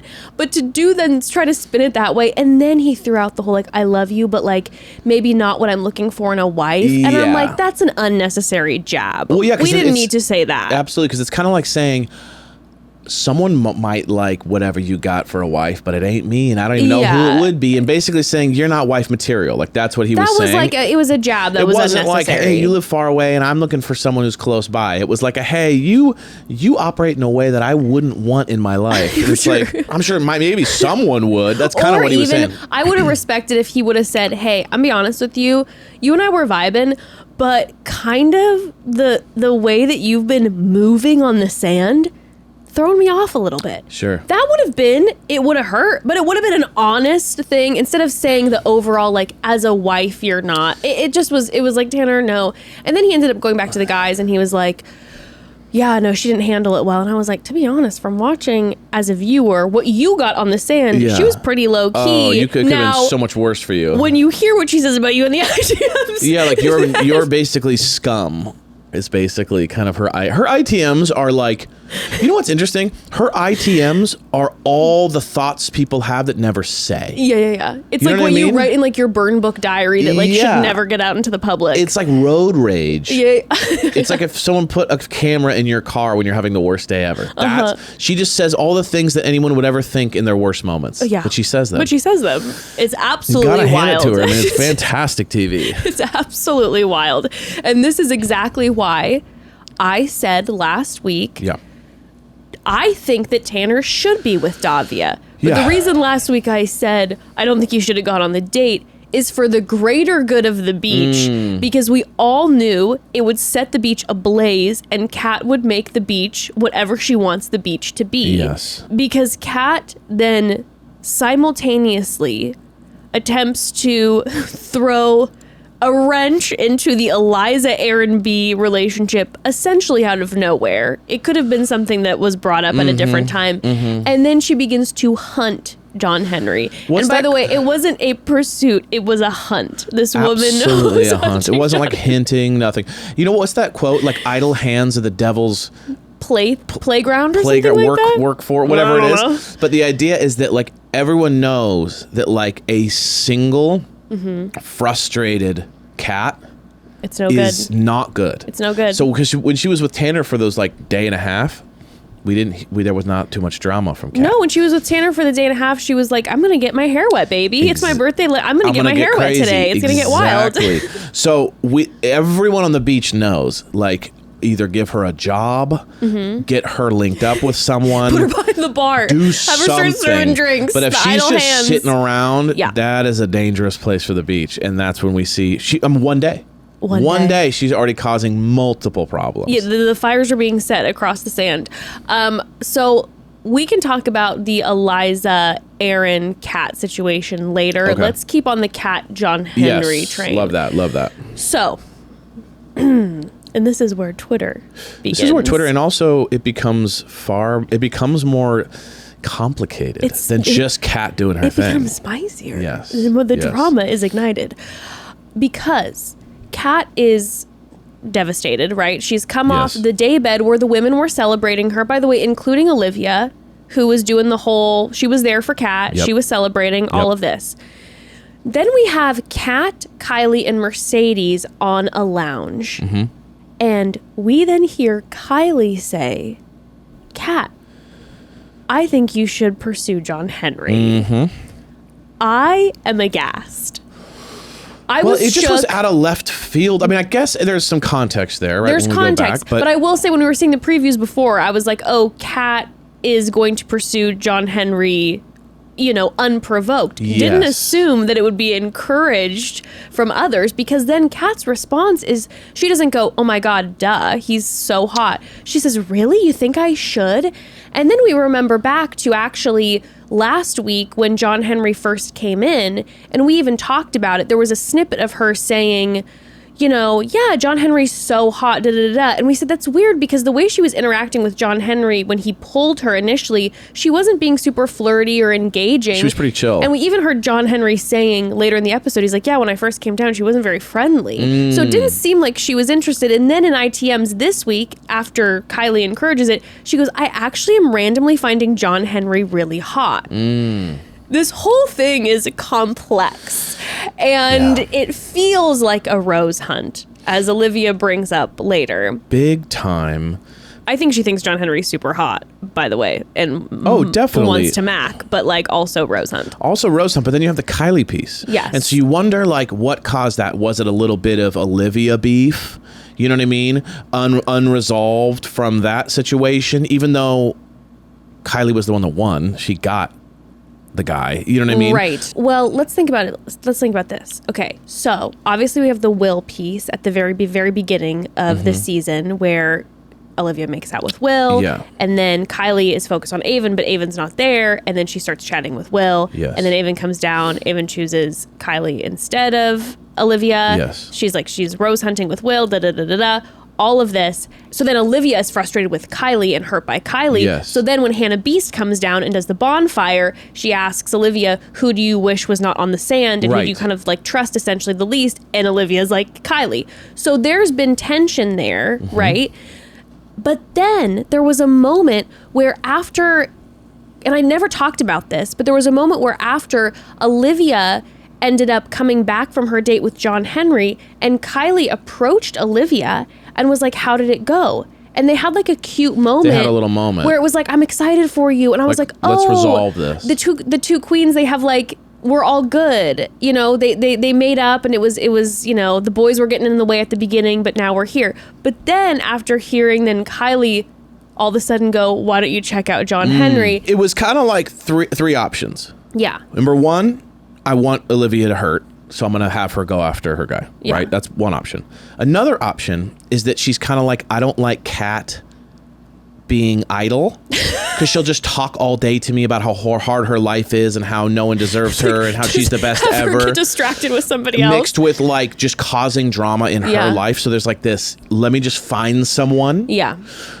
In which pairs in kind of with maybe John Henry was in the pool and she just kind of saw him and thought, well, what about him? Right. I think he's pretty cute. Yeah, you don't think he's cute? Like it could have been a couple different things, which is like a very intentional, I'm going to get, or I just don't like when my friend's single and idle. Right. So like, let me pick the person who Kat's seems... my friend, I want her to stay, so who's going to give her a rose? And I guess the guys who are not locked in... Although they seem pretty locked in. I know, but now I guess, because now Blake was an option, and then Peter's kind of an option. Like, they're not super solid at the moment. So maybe, to be honest with you, it feels a little bit like this. She probably wanted her friend to be with someone, kind of knew that when Kat's like not talking about someone, keep her hands busy. It's a nightmare.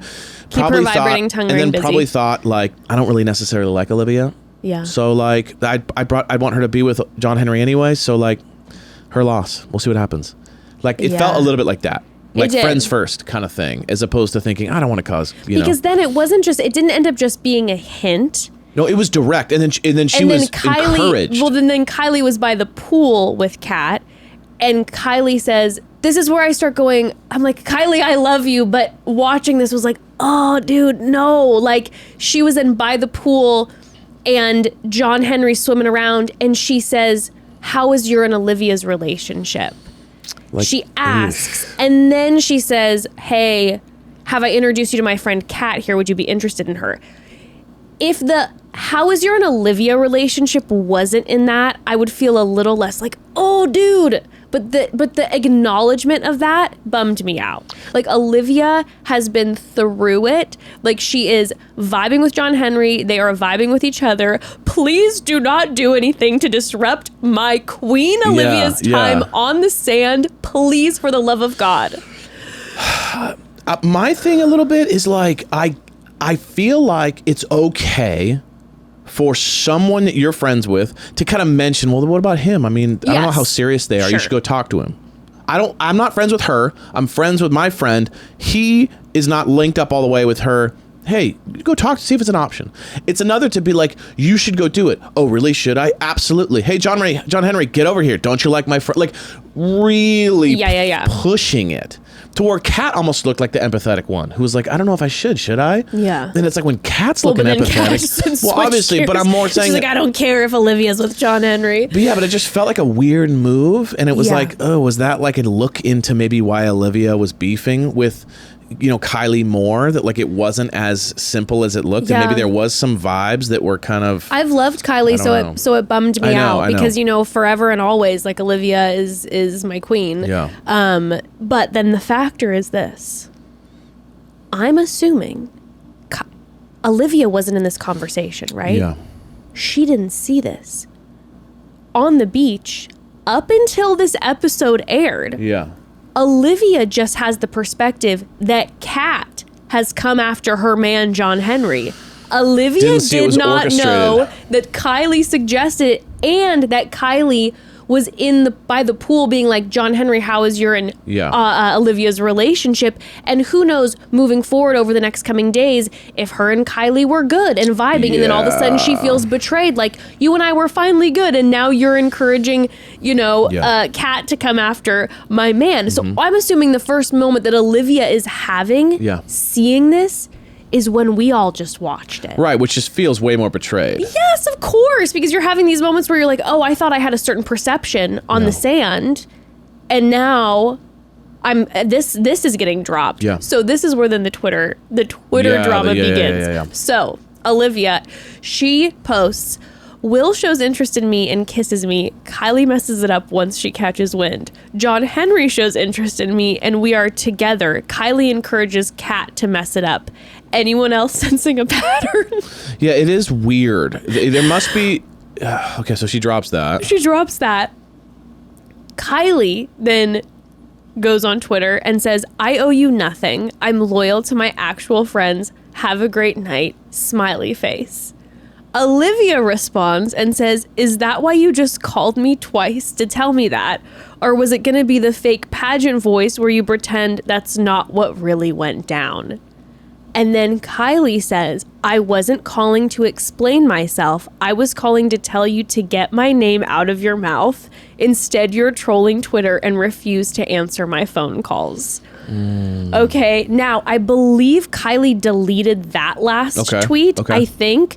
Also, I was seeing people comment on this and it was making me laugh. People were like, Kylee, no one answers phone calls. Like, send a text. Right. Yeah, send a voice call. note. Yeah, send a voice memo. Don't call.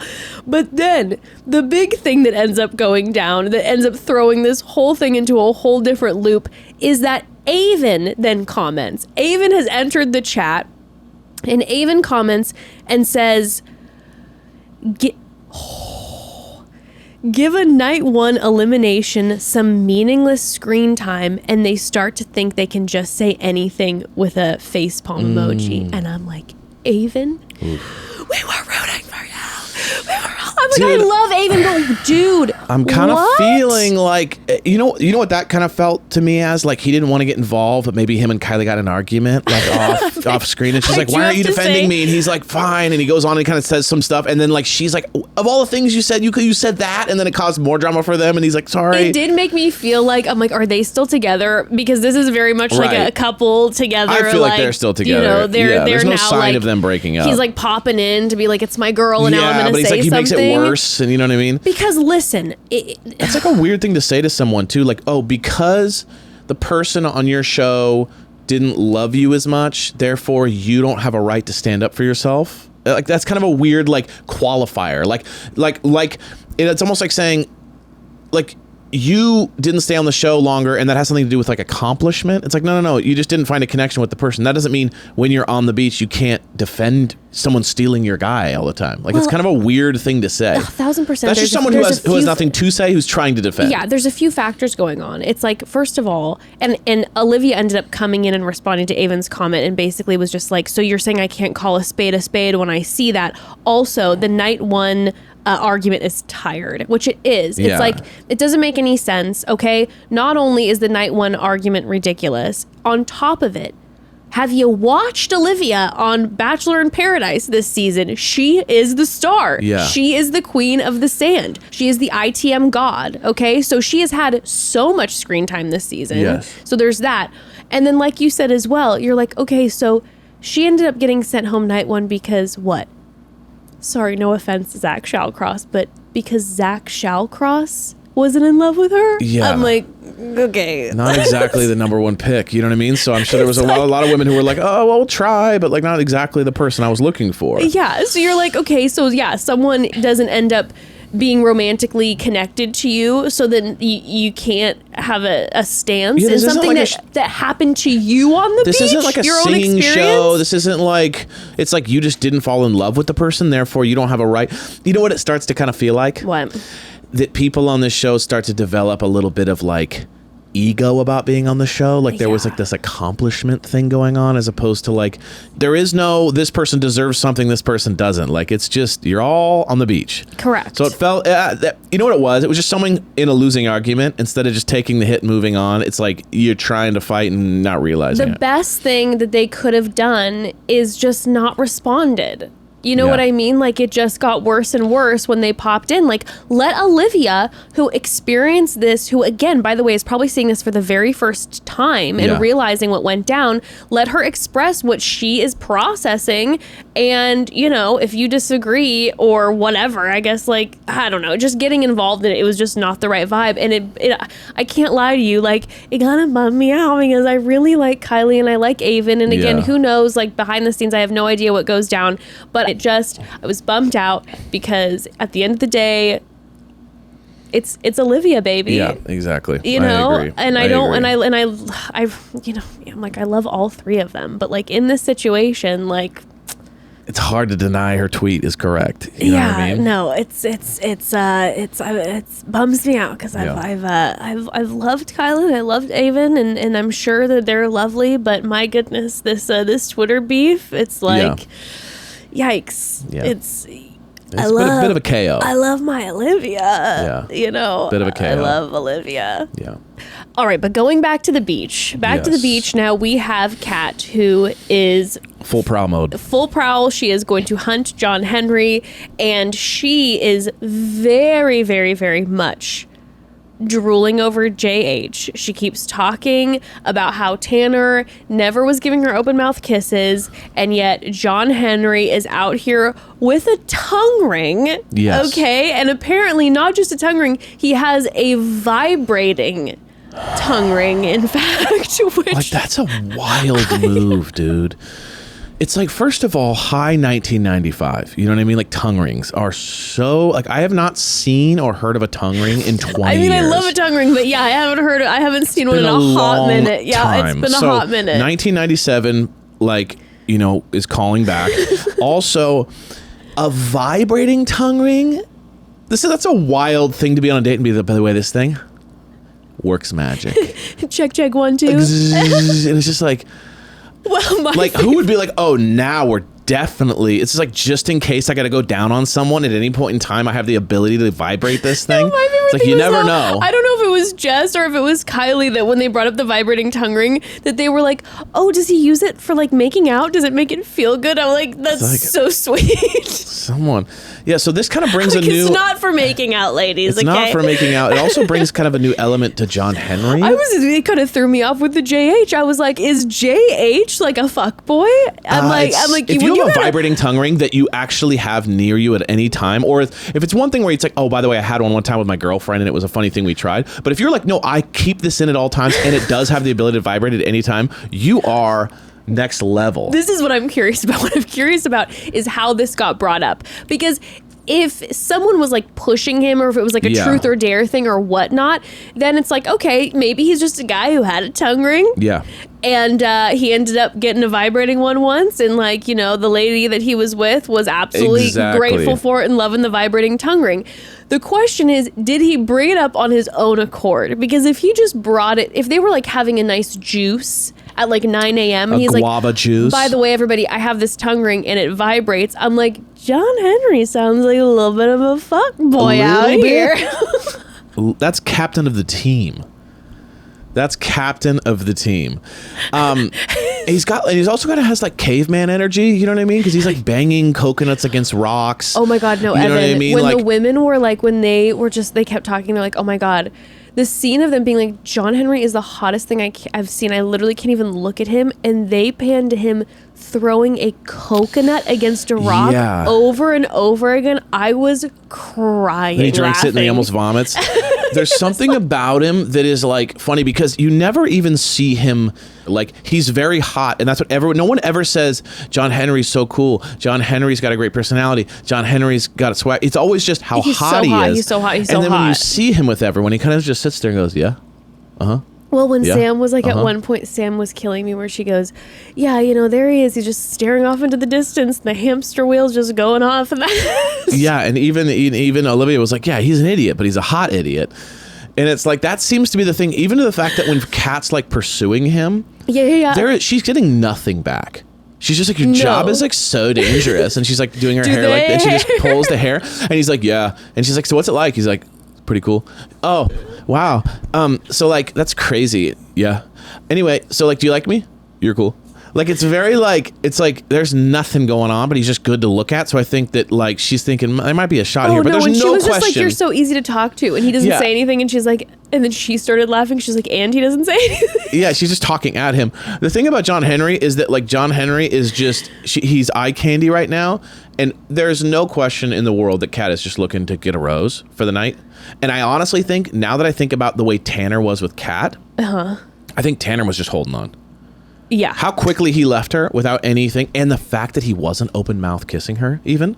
It's interesting. It's kind of an interesting. It's like you kind of like, I don't want to get too like intimate here because I'm definitely looking to move on. The question is, we got to take a poll. We got to talk to Davi and be like, Davi, are you getting open mouth smoochies? Or is he just an anti-open mouth guy? Yeah, maybe that's just not his deal so much. That's true. You know what I mean? I don't know. He's a smooch king. He's a smooch king. He's what's his face? Yeah, who is the smoocher? Love is Blind, JP. Yes, just the chicken peck. Maybe he just does the chicken peck. So who knows? Who knows? We'll see. But no, John Henry. There's just a whole different element to him that is coming, and I don't know if it was just the editing with like the throwing of the coconut against the rocks and the drinking of the coconut water, and I mean all of this. I don't know, but the dynamic seemed to. Okay, here's what it is. Okay. When we saw John Henry on his date with Olivia, I was like gung-ho. I was all for this. Yes. I'm like, oh my gosh, their chemistry is so intense. They're so cute together. And I do feel like when you see John Henry with Olivia, he does come alive. What I think I'm figuring out is it's because Olivia is so charismatic. She carries the whole thing. So thing. charming that she can make any dynamic magical. Because think about this. Think about even when Will was with Olivia, and then we saw Will go on his date with Kylee, and we were like, that was sweet, but it was pretty low key. Will on his date with Olivia, it was like bam, bam, bam. Olivia brings out some the people excitement. just create chemistry with anybody. Yes. And I think that's what she's doing with John. And John Henry's just kind of sitting there going like, cool. I like you too. Yeah, but I think that it brings out a little more of like the conversation. So I was like, oh my God, it was magic. It was magic. And now what I'm starting to observe is I believe it's like Olivia is so sparkly that you're like, wow, look at that chemistry. Like, but she's just so charming. She just kind of is. She's carrying the whole boat. Because when you then see John Henry outside of these conversations, you start kind of realizing, oh, he's kind of a one-dimensional vibe. Like it's kind of just there is one way, and it's him going, you want to talk about my diving?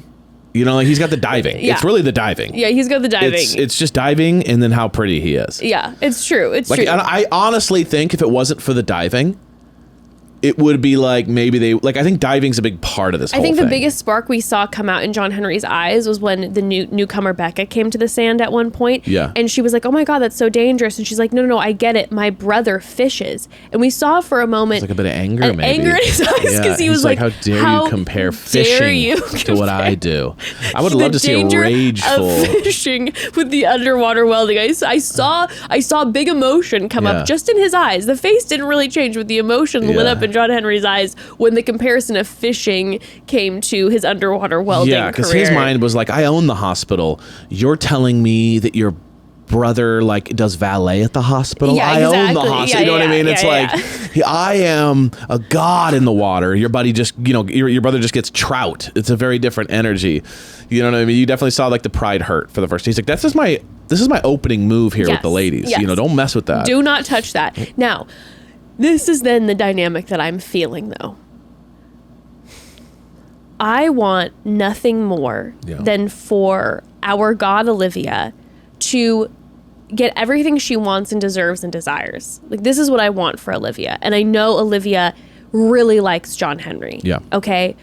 But I will be fully honest with you. The more I find out and I see of John Henry, the more I'm like, sorry, no shade, John Henry. But I think I want to say more, but I'll say different for Olivia to not be rude. I think it's just like you're on the beach and there's no one else that you really connect with, and he's there, and you guys are, and he's hot, and you guys have a vibe. I think she in real life, after one date, she'd be like, he's hot, but there's nothing. I think there. she really likes him, but like I said, I want her to be joy and have all her desires fulfilled. But I want more for Olivia, and so there's this part of me that I'm like, I feel torn because I'm like, if John Henry, and I think you mentioned this last week, is willing to turn his head for Kat after the connection he's made with Olivia, then I'm like, Olivia, run for the hills. Yeah, there's someone with some more depth, maybe. I think her. Like, you can be with a king. You know what I'm saying? Like, and I want that for Olivia, because the more I see of John Henry and Kat, and now obviously we see in the preview that Kat is then making out with John Henry, the more I see of that, I'm like, I know that Kat seems to be rose chasing and just, wants to jump John Henry's bones, but I could kind of see it.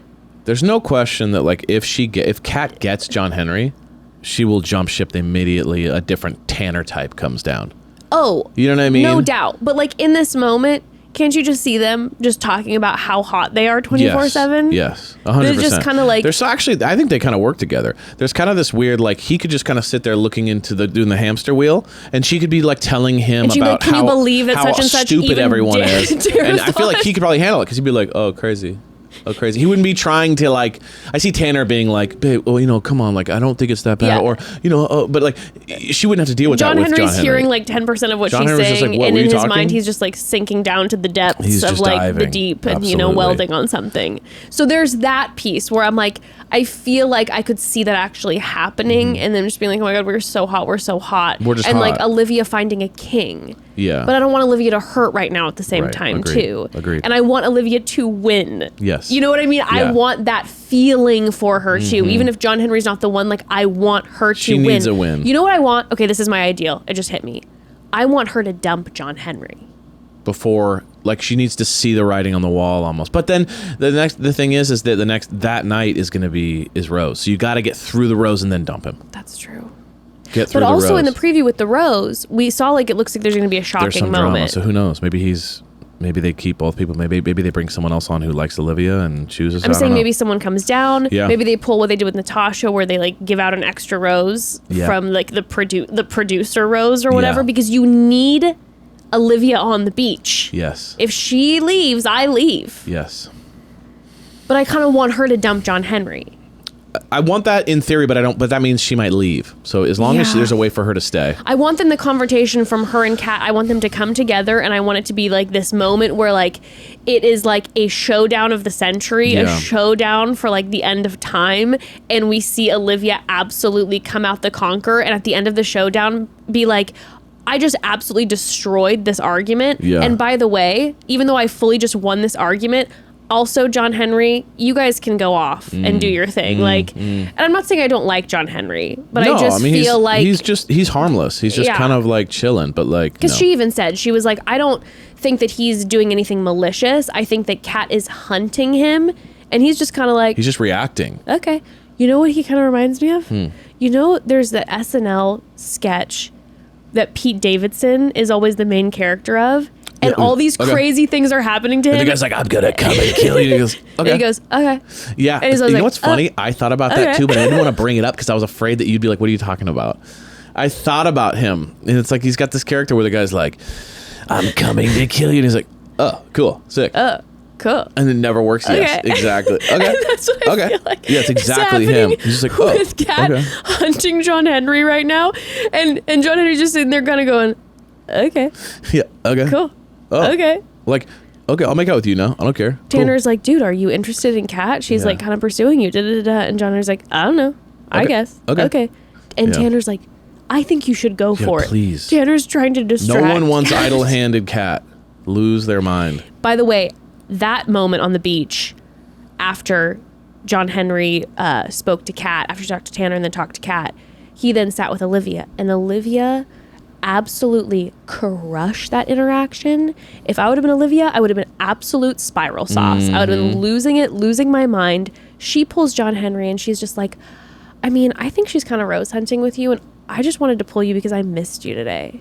She was charming, calm, cool, collected. Yeah, she really didn't let it get to her. No. I mean, even though it was getting to her up there, she did that. She, like, the thing that happens a lot of times is that people get desperate and then they start shutting out the person who's getting pursued. Yes. And then the person getting pursued wants to go with the person who's pursuing them because it's more fun and exciting and they don't want to deal with the drama. She did not do that at all. No, she was just like, I missed you. And then she's like, I just, and he's like, well, did it make you feel a certain way? She's like, yeah, I didn't like the way like it made me feel. And he was like, cute. She's like, not cute. And then they were flirty. She was crushing it. And my favorite reaction, though, ever is that Kat then goes, isn't that desperate for her to make out with her boyfriend? And it's like, what? And then she goes, my friend would never do that to me. And it's like, let her steal your man? Like, let you steal her man? Like, that is the problem with Kat. She's like, my friends are good friends. They would let me absolutely take their boyfriend. Yeah, like that's really the issue. And I think that's what we're really realizing about Kat, where we're like, why is she the way she is? Because her brain is like that young ruler who just says, like, I'll take your girlfriend if I want it. And you better be cool with it or you're a bad friend and I'll cast you out of the kingdom.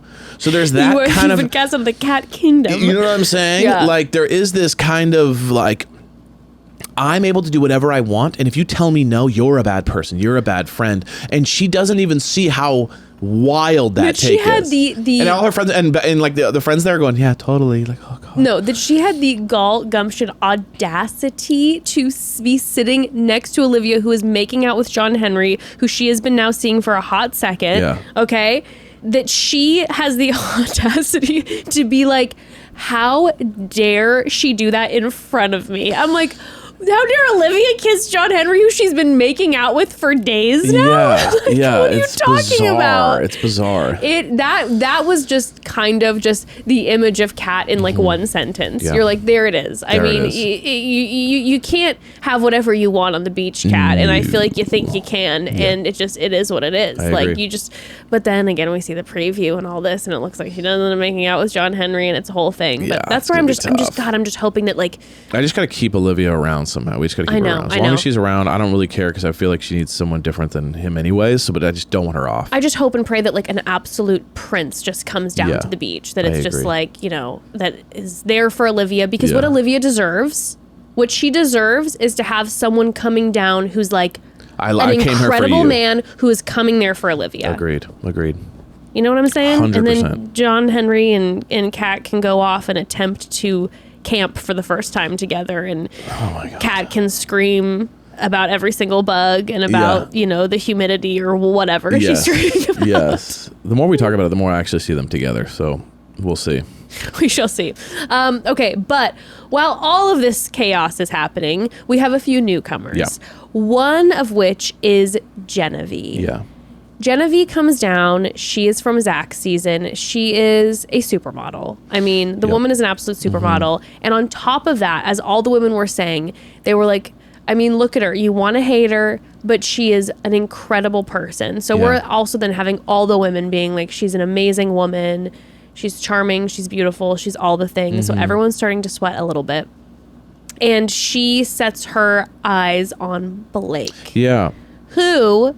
If we recall last episode, Blake and Jess had just had a conversation where Blake essentially is like, hey, I feel like you've been voicing that you're not sure about us. You have interest in Tanner and Tyler and feel like you haven't been able to pursue them. I think the kindest thing for me to do is to give you space and let you pursue that. Yeah. Okay. Which I felt like was a top 10 move on Blake's part. Like, it's painful. It hurts. But he was just being gracious and being like, fly free, sweet bird. Tweet, sweet bird. But they both, it was just very mature. You know what I mean? Both of them So were it was very immature. very mature. Oh, okay. I feel like she doesn't know what she wants. She's young. She's feeling not wanted because no one's coming down like begging for Jess, or like she's feeling like she's seeing her friends being, swooshed off, and she's feeling a little bit like, well, we've just been together since the beginning, and maybe it's just on autopilot kind of vibe, and you can tell she's confused. She doesn't really know what she wants. He's going, I like you, but like I also don't want to be with someone who's confused. Right. So and they seem to be super cool. He pulls her for this conversation right after, which was a very, very cool move. But it was hilarious how he walks right up to her and goes, all right, you talk first. And she's like, well, I know you went, you're the one taking the date. That was the one thing. Blake has been just absolutely perfect on the beach. The one moment where I was like, Blake, and I was laughing is where he goes, you go first. And she's like, you said yes to the date. It'd be like saying, hey, I want to break up with you, but you should go first. And they're like, wait, what? So he goes, you talk first. He knew it right afterwards too. He goes, oh, okay. Right. And I just feel like he, basically said to her, like, you wanted this, basically, in a way. And the one thing I do appreciate about Jess is that, I appreciate her a lot, but the thing I liked about her was that she didn't give him like this is bullshit, whatever. She just kind of said, no, she didn't I give him a hard accept time. the fact that like this is kind of what I wanted, and now I'm dealing with the repercussions of it. And she probably just wasn't ready for it to happen this quickly. She probably thought it was going to be a couple days. Maybe one of us will kind of talk to someone. Not like 8 hours later, now he's going on a date and he's going to leave me. Yeah. So I think that she needs to be with like someone younger, someone more her age. He's in his 30s. She's early 20s.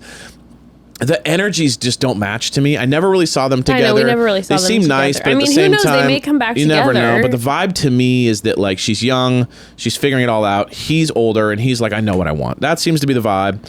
And that seems to me what Genevie is.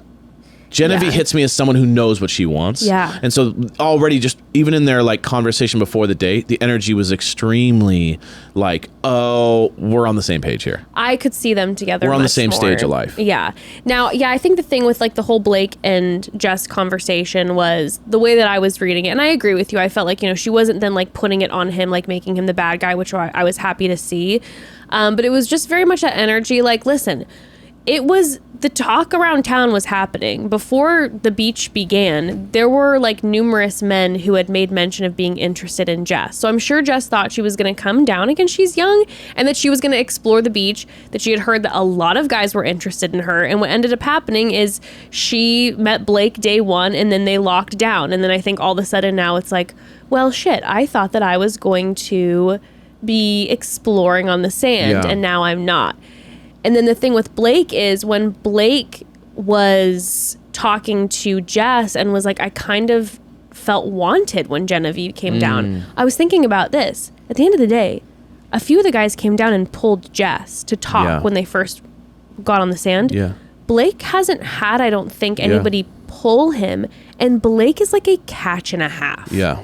Like Blake is gorgeous, and Blake is into like amazing things, and he's kind, and he's like such a catch. And the fact that like he locked down right away with someone, has been loyal to someone, and then that somebody has been wishing they could pursue other people, that would be really painful. So like so many props to him for the way he's handled this. You know what I mean? Like 100%. He just is not like, I'm getting that Jess feels left out. Yeah. Which with is her very friends. different than like feeling unwanted. Yes. I feel like she's feeling like she's not at the party. Uh-huh. And Blake's a little bit more like, well, I like wine and a backyard dinner. Yeah. You know what I'm saying? Totally. Like that's kind of the vibe I'm getting. And she's going, it's not that I don't like you, it's just that I want to be at the party. And he's in this stage where he's like, no, I just like, can we have a glass of wine on the patio? Yeah. That's, you know what I mean? It's just I don't need to be in the center. I don't need to be at the parties anymore. And that's kind of the energy I'm getting, is that she loves to kind of like, oh, how come you're not making out with me in front of all my friends? Yeah. You know what I mean? Like that's kind of the vibe I'm getting. So yeah. Anyway, with Genevie, I just was immediately... but she had to know. I mean, and that's the thing. But the truth of the matter is, like, and that's just unfortunately the reality, that it's like, Jess, the second that you are like, yeah, Blake, let's take a beat, like, Blake is a catch and Blake is going to be pursued. Yes. Sure, yeah. I mean, Jess is going to be pursued too. She's a beautiful girl. But like, Genevie, when Blake and Genevie have their date, I right away looked at you when he was snapping in her life vest. Yeah. I was like, that was hot. Yes. That was hot. That was a hot moment. Well, yeah, it's also like a, you know, I'm going to take care of you kind of energy too. Like, I'm going to put that on for you. You know what I mean? It was it's a hot intimate, thing. and then she did it to him, and they were all close. And then they were like, you know, when they were kayaking, they were sitting like staring at each other. And then there was a moment when they were on the beach, and she was like, eye contact can make me nervous. And he was like, stare into my eyes. And they were having the chemistry was popping. Was there. And then they had like some heavy makeouts. It's some heavy makeouts. It was not like kisses. It was not like we'll see this out. It was like in the water, straddling makeout sessions. 100%. And Blake definitely, like in his ITMs, he was saying, hey, you know, yeah, definitely now, you know, wondering like, how's Jess and how is she doing on the beach? But he seemed, his energy picked up on this date. I felt like we saw Blake in a happier space than we've seen him. I agree. I think he felt renewed. I think Genevie brought that out. Absolutely. And he probably saw his like possible girlfriend wife. You know what I mean? He probably thought, Jess, I liked her a lot, but like we're not on the same. I'm actually seeing it now. Yeah. And then back on the beach, Jess then ends up getting on the daybed with Tyler. Okay. Yeah. Now Jess had been sad before, throwing back some champagne, some champas, and now her and Tyler are flirting. They're essentially telling each other, you know, he tells her, I've liked you from day one. I wanted to come down and get to know you. Yes, I'm really vibing with Mercedes, but like you have been on my mind from the top. And she's like, so you do like me? He's like, I like you, da-da-da-da-da. And then Tyler says, I should take a beat and go have a conversation, but fuck it. Dives in, they start making out, and I'm like, oh no. Yeah. This is very young energy to do that, just to be that impulsive, and not really think Tyler, about. Yeah, but I will say this, like as bad of a move as that is, and who knows what could possibly come from this. Yeah. I see them together. Like Mercedes to me and him, I was like, oh, maybe they kind of finding each other because they're both single in there. Was so cute. And it was very cute, and they have a vibe. Don't get me wrong, but when I see him with Jess, I go, oh, there's something about that to me. Yeah. Where she feels young to me. When he did that with her, I felt like, oh, too young. We shouldn't. Yes, vibe. forbidden. Exactly. Yeah. And again, Mercedes' energy isn't like that, and so maybe they are a good fit. But what sucks is just like starting your relationship, starting a possible connection off of burning someone. That's my thing. Like it's like now, obviously Jess and Blake have agreed that they're going to go explore.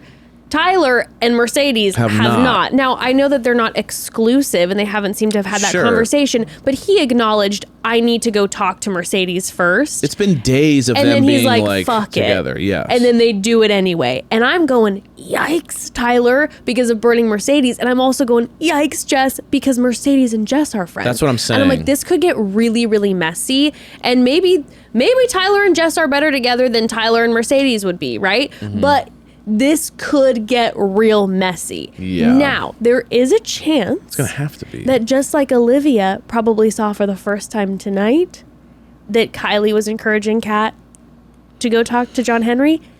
This might be the first time that Mercedes and Blake, they were watching today and seeing this kiss for the first time. There's a chance that nothing comes from this kiss, or they end up talking to each person separately and say, I think I'm going to pursue this. And nobody knew about this sneaky kiss. There's no way. How do you know? No way, dude. Because think about it. First of all, how are they so they make out, right? Yeah. Under the secret. Then they go back to their normal lives. Sure. Then, okay, so then he's going to have to go. First of all, there's two things. Number one is that he's going to have to now go back and go, hey, yeah, it's been fun hanging out with you. I just want to be honest, though. I do kind of want to just like talk to some other people and just kind of see what's out there for myself. And I know that Jess has been someone I've been wanting to chat to, blah, blah, blah, right? That's one option. But what's absolutely going to happen is that Jess is a bad liar. And she's also, you could tell someone who has a guilty conscience when she does something wrong. I do not see Jess being stone cold, laughing with Mercedes while having just made out with her guy. She is going to feel so guilty about this. She's going to start bawling. She's absolutely, if Tyler doesn't tell her, she will absolutely tell Mercedes within the end of the day. No question about it. Okay. There's no way they both keep the secret until the end. Okay. No way. Okay. It will absolutely come out. Jess will tell Mercedes. Tyler will then have to, it'll be a whole thing. There's no way. Okay, now, here's one option. You put your money on that. I'm going to put my money on the fact that no one finds out about this kiss until just watching it now. Now here's That's something. I'm putting that out there. I love that. I think maybe they can keep a secret better than you think they can keep a secret. Now here's what might be the drama at the rose ceremony. Yeah. Without any warning, he chooses Jess. Oh my God, gasp. Maybe that's why everyone is gasping. And then Mercedes is like, what? Oh my God, Evan, I didn't even think about that. Maybe that's what happens. He just chooses Jess out of nowhere. Without a single conversation, Literal without anything. gasp. Yeah, that would cause an That'll do absolute... it. The whole crowd, what? Okay. Interesting. And then Mercedes goes home. That is, I think, the drama. That would be wild. Huge. That would be without wild. any word. Yeah. Because it's like that night. I think the rose ceremony is like that night. We'll see. Okay. Well, All right. now I need to know. I know. Now I'm really on edge. Next week. Well, another new face that we Yes. saw, like we mentioned before, Becca, Yeah. who was from Zach's season, who apparently got sent home night 1. She came down.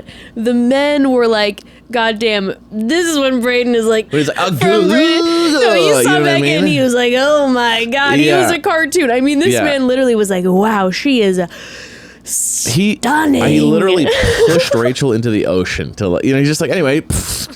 Oh my God, I know, poor poor Rachel. Rachel. Evan, they had their date the day before. Yeah. And let us not forget, their date was electric. Yes. The world was talking about it, okay? Yeah. Everyone on the beach was talking about it. Like, even Aven was like, yeah, they came back, and it was They were like, they buzzing, were on had a cloud cloud 100. nine. Yeah. They were having so much fun together. He's picking her up, and then 5 seconds later, Brayden is picking up Becca and running off with Becca. And when he saw Becca, he was like, he was a smitten kitten. He definitely was vibing on her. He was like, auga. Like, definitely that was what was happening. Auga for sure. A wah wah wah. You know what I mean? Like the eyes bulging out in a cartoon version. But you know what?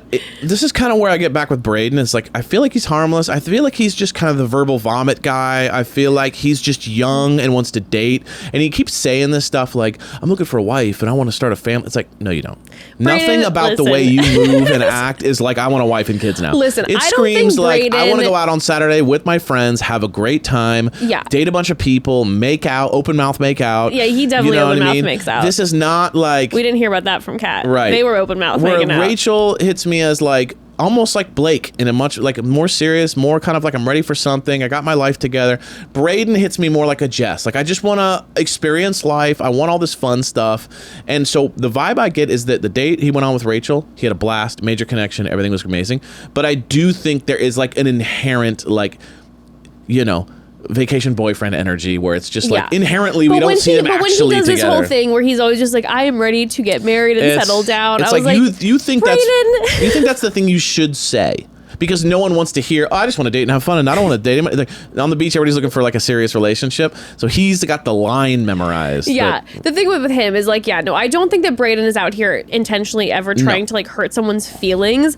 But he also is just like, he's living his fuckboy existence right now. And as much as he does things that like can really, really rub me the wrong way, I can't lie to you, he highly entertains me. He does. He makes me laugh. He makes me swept up too in the moment. He makes me laugh the whole time watching him wearing his scarf over his head the entire time and just doing the little. I mean, there was even a moment where when then he like asked Rachel to talk, like she was laughing. Like you just laugh at Brayden. There's just something about him. He's just a good time. He can kind of get away with can't take a him lot too of seriously. shit. Yeah. But Rachel then. Oh my God. I feel bad. My heart shattered in a million pieces because can't get a win. Dude, Rachel, and on top of that, Rachel is just out here on the beach being so gracious. Like the way that chill. she handled that she even told Brayden, like, no, to go have fun. And then in the ITMs, she said, well, like, yeah, the way he handled that made me really uncomfortable, but like, I don't want to make him feel weird, that she was even concerned about him. And then even when she was talking to everybody, she wasn't saying anything like, wow, I really question his intentions. She was just saying, yeah, now that I see the way he moves, like my walls are up big time. Yeah. Like she is moving so graciously Yeah. through this entire experience. And I don't know. I feel like we are really seeing Rachel, and Rachel is just a diamond. Yeah, 100%. The woman has been through it. Yes. Through like with this franchise. Yeah. Like when we think about her season, like it was a lot. Like it was so tough. And now we're back. Now we're on the sand.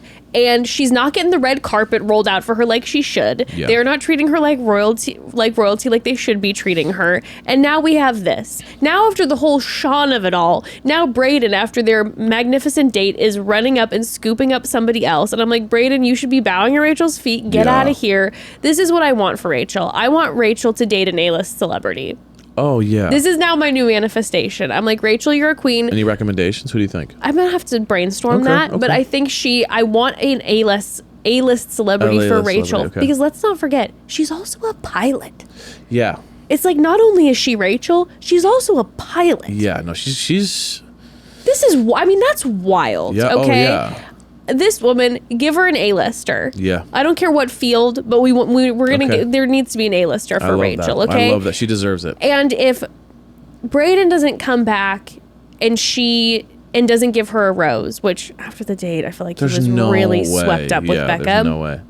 I hope they either need to send someone down for Rachel. Either someone gets sent down for Rachel, just like I'm like, they need to send someone down specifically who has eyes for Olivia. Yeah, right. I hope that she doesn't, I don't know. I just don't want her to have a rose ceremony where she doesn't get a rose. I hope she gives double birds to the beach and goes, love all of you, but fuck all of you, and I'm leaving. I would or love something that. like that. Yeah, I don't want her getting sent home because of a rose situation. No, I'm sorry, Brayden, but I do not want Brayden to be able to send Rachel Recchia home. Right. Like, get out of here. I agree. No agree. way. But Brayden goes on this date, and he is... I mean, it's va-va-voom all day. Their sexual chemistry is crazy. They do tantric. It's. I mean, they knew what they were doing. They could have done a kayak.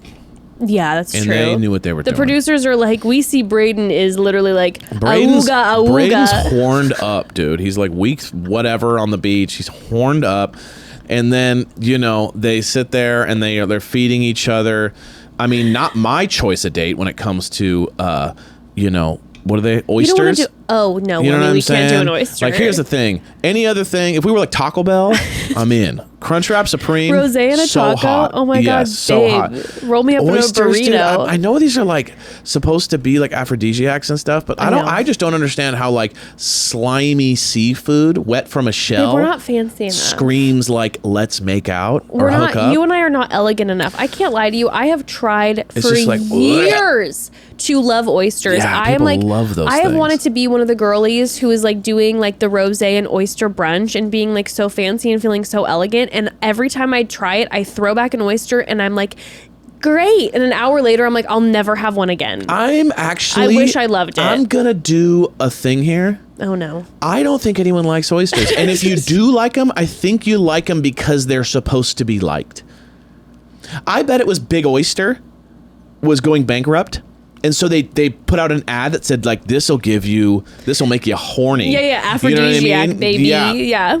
If you want good sex, eat our oysters. Yeah. And I guarantee you that like people started eating them and then like convincing themselves that like it was a hot thing. Cause like, just like on the basic level, if I said, yeah, eat this slimy seafood that's wet and comes out of a shell, like you'd be like, you're insane. Yeah, no. So personally, Yeah. I think it's Big Oyster selling us all on it. I think if you like oysters, I think if you're being honest with yourself, It's true. There's no way you actually Yeah. like a salty Because you know chunk of what seafood really as makes you make out. Because be honest with yourself, what really makes you horny? Nachos, Exactly. pizza, Chocolate. hot dog. Yeah, chocolate. Sure, pie. Great. You know what I'm brownie. saying? Not a pizookie. wet- Are you kidding me? Wet fishy taste. Like anything off the BJ's menu will make me want to give a BJ. You understand what I'm saying? Hey, take her to BJ's. Get a BJ. Yay. So that's all I'm saying.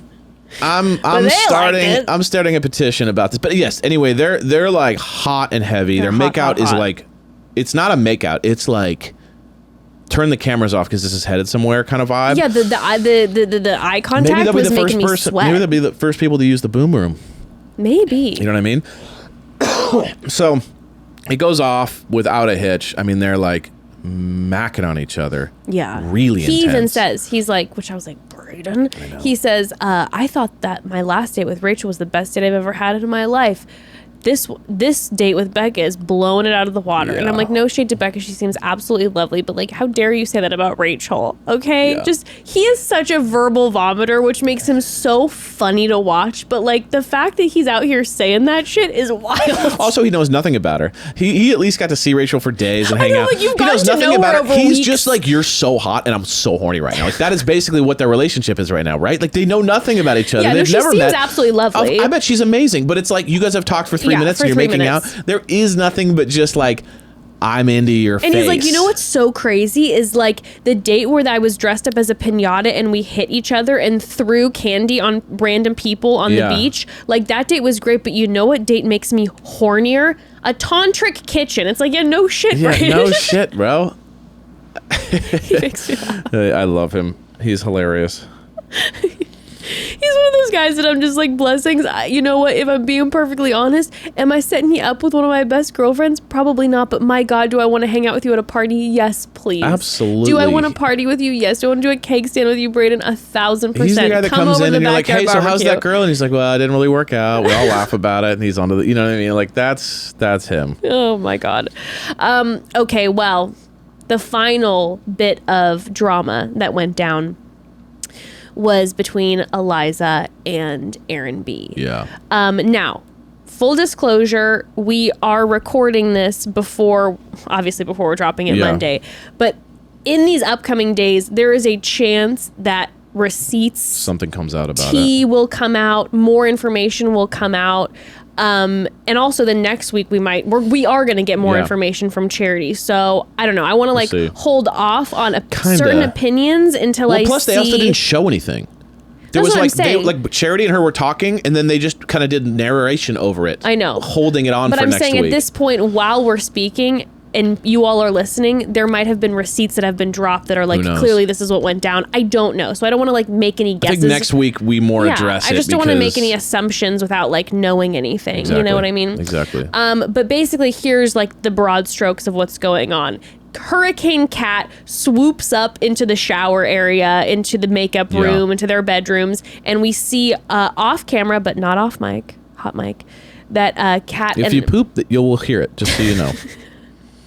They hear everything. I mean, the mics are on while you're in the bathroom. Yeah, they're always hot. They're always a hot mic. So, Kat and Eliza are talking. Kat out of nowhere says, "By the way, Eliza, don't know if I told you this earlier, but like Charity and I are really good friends, and Charity told me that everyone on the beach is great, but to look out for Aaron." And Eliza's like, "What?" Yeah. She's like, "Yeah, something about him having this ex-girlfriend who said he broke up with her to go on the show, or was like dating her when she was going to go on the show, or he was going to go on the show, not here for the right reasons, energy." And so like, just to be aware of that. And poor Eliza now is like, wait, what? You're telling me this now? And this is the thing. That's my question mark. Afterwards, Eliza goes and sits with Olivia and is like, this is what I just heard from Kat. And Olivia's like, you've got to be fucking kidding me. Yeah. Like, of course she's saying this to you right now. She's flirting with John Henry. She's panicking. She's spiraling. Of course she's going to let you know this now. Like, just ignore it. And that's the big question where you're like, why is Kat telling Eliza now? Because idle hands. Idle hands. I mean, she can't not be. I think. Are producers Kat, making her hold on to this information? It's also possible they cut that from a different time. No, she was shocked though. Eliza was shocked. Okay. Oh, you mean like they're? Yeah, no, she would have been stewing about this. So before. I guess the only thing I could think of is that that Kat's one of these people that like, if I'm hurting, we're all hurting. we're gonna all honestly burn down. Honestly, yeah. It's kind of like a thing where it's like I can't be alone in this, so I need to kind of light some fires. When I'm happy and I'm with Tanner, everything's cool. I don't want to bring up drama, but when I'm hurting, everyone gets it. That's true. So, or it's just like it also could be like too like. Sorry, self-centered vibes where it's like, I'm not thinking of you when I'm in my own world. Exactly. But now my world has shattered. So now, by the way, I need sympathy from everyone, so I need to kind of like be on my girl mode with everyone. Yeah, now all of a sudden I'm going to let you know that this is what I've heard. I'm here for you. I've been a really good friend. You know, that kind of thing. You're like, yeah, okay. Which, by the way, Eliza then says in her ITMs, she's like, Kat and I have not been close. She has not been talking to me. So I'm not like taking everything Kat says as God you know, as God's word up in here. But Eliza then says, but hearing that it came from Charity. That is the weird one. Then it's like, this holds a different weight because, you know, we are talking about Queen Bachelorette Charity. Yeah. Like, this is someone whose character is reputable, is backed up, has been shown over and over. So this isn't like, okay, like you know, we all love and respect Charity. So hearing that Charity is saying Charity's this, not like Charity doesn't seem like a big gossip either, or someone who's, you know what I mean? So it's kind of like you're going, okay, well, so if she brought this up, that means it's enough of a thing. Yeah. Yes, 1,000%. So Eliza then ends up pulling Aaron aside and, you know, essentially is kind of like, hey, which, by the way, throughout this entire process, the entirety of this episode, Eliza is just a 10. Yeah. I give her so much credit for the way she handled this entire thing, because if I heard this, I would like panic, be like, what did you do? What's going on? I'd be spiraling. Eliza takes what Kat says, is processing it, chats with Olivia about it, and then when she pulls Aaron, she's just like, hey, I just kind of like want to hear what your take is on this. There's no sort of like accusation happening. She just hears him out. And then even when she doesn't necessarily love what she walks away hearing from him, she still is just like, I don't know. She just handled everything so gracefully, and there's no way I would have been able to do that. So like, just props to her. But then we hear from Aaron that he's like, I was dating this girl. We broke up in August. I got the call to be on the show in January. And so we had broken up, so I didn't break up to go on the show. I didn't break up with her to go on the show. But then I was seeing another girl, and I was like, wait, another girl? I was seeing another classic. girl. Dude, every guy on the beach is a foot in the mouth guy. Have you noticed that?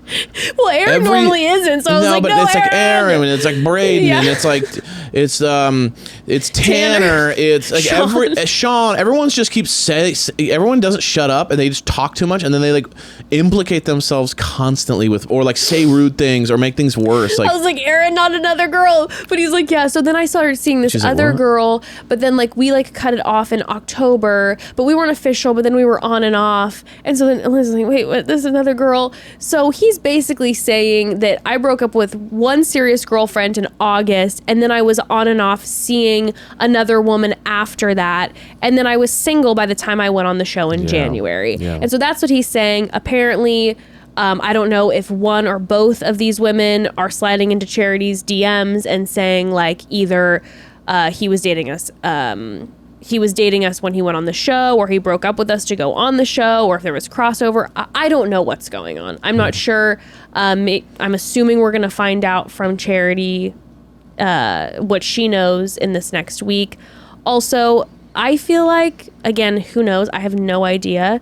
And I don't want to speak for like what Charity's going to say or her thoughts on the matter. But the vibe that I got is very likely Charity, who is friends with numerous of these women on the beach, a lot of them are from Zach's season and she's friends with them, probably told a friend or two like, hey, so yeah, you guys are going to Paradise, you know, love all the guys for my season. They were all great.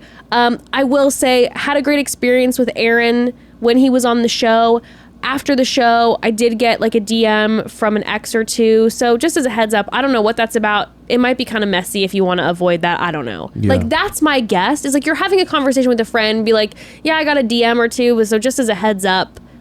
Do you know what I'm saying? 100%. Like, I don't think it's going to be like, I think it's just her expressing to a friend, this is some drama that I heard. Yeah. It might get messy. I don't know. We'll see. Yeah. So I don't know what's going to go down with that.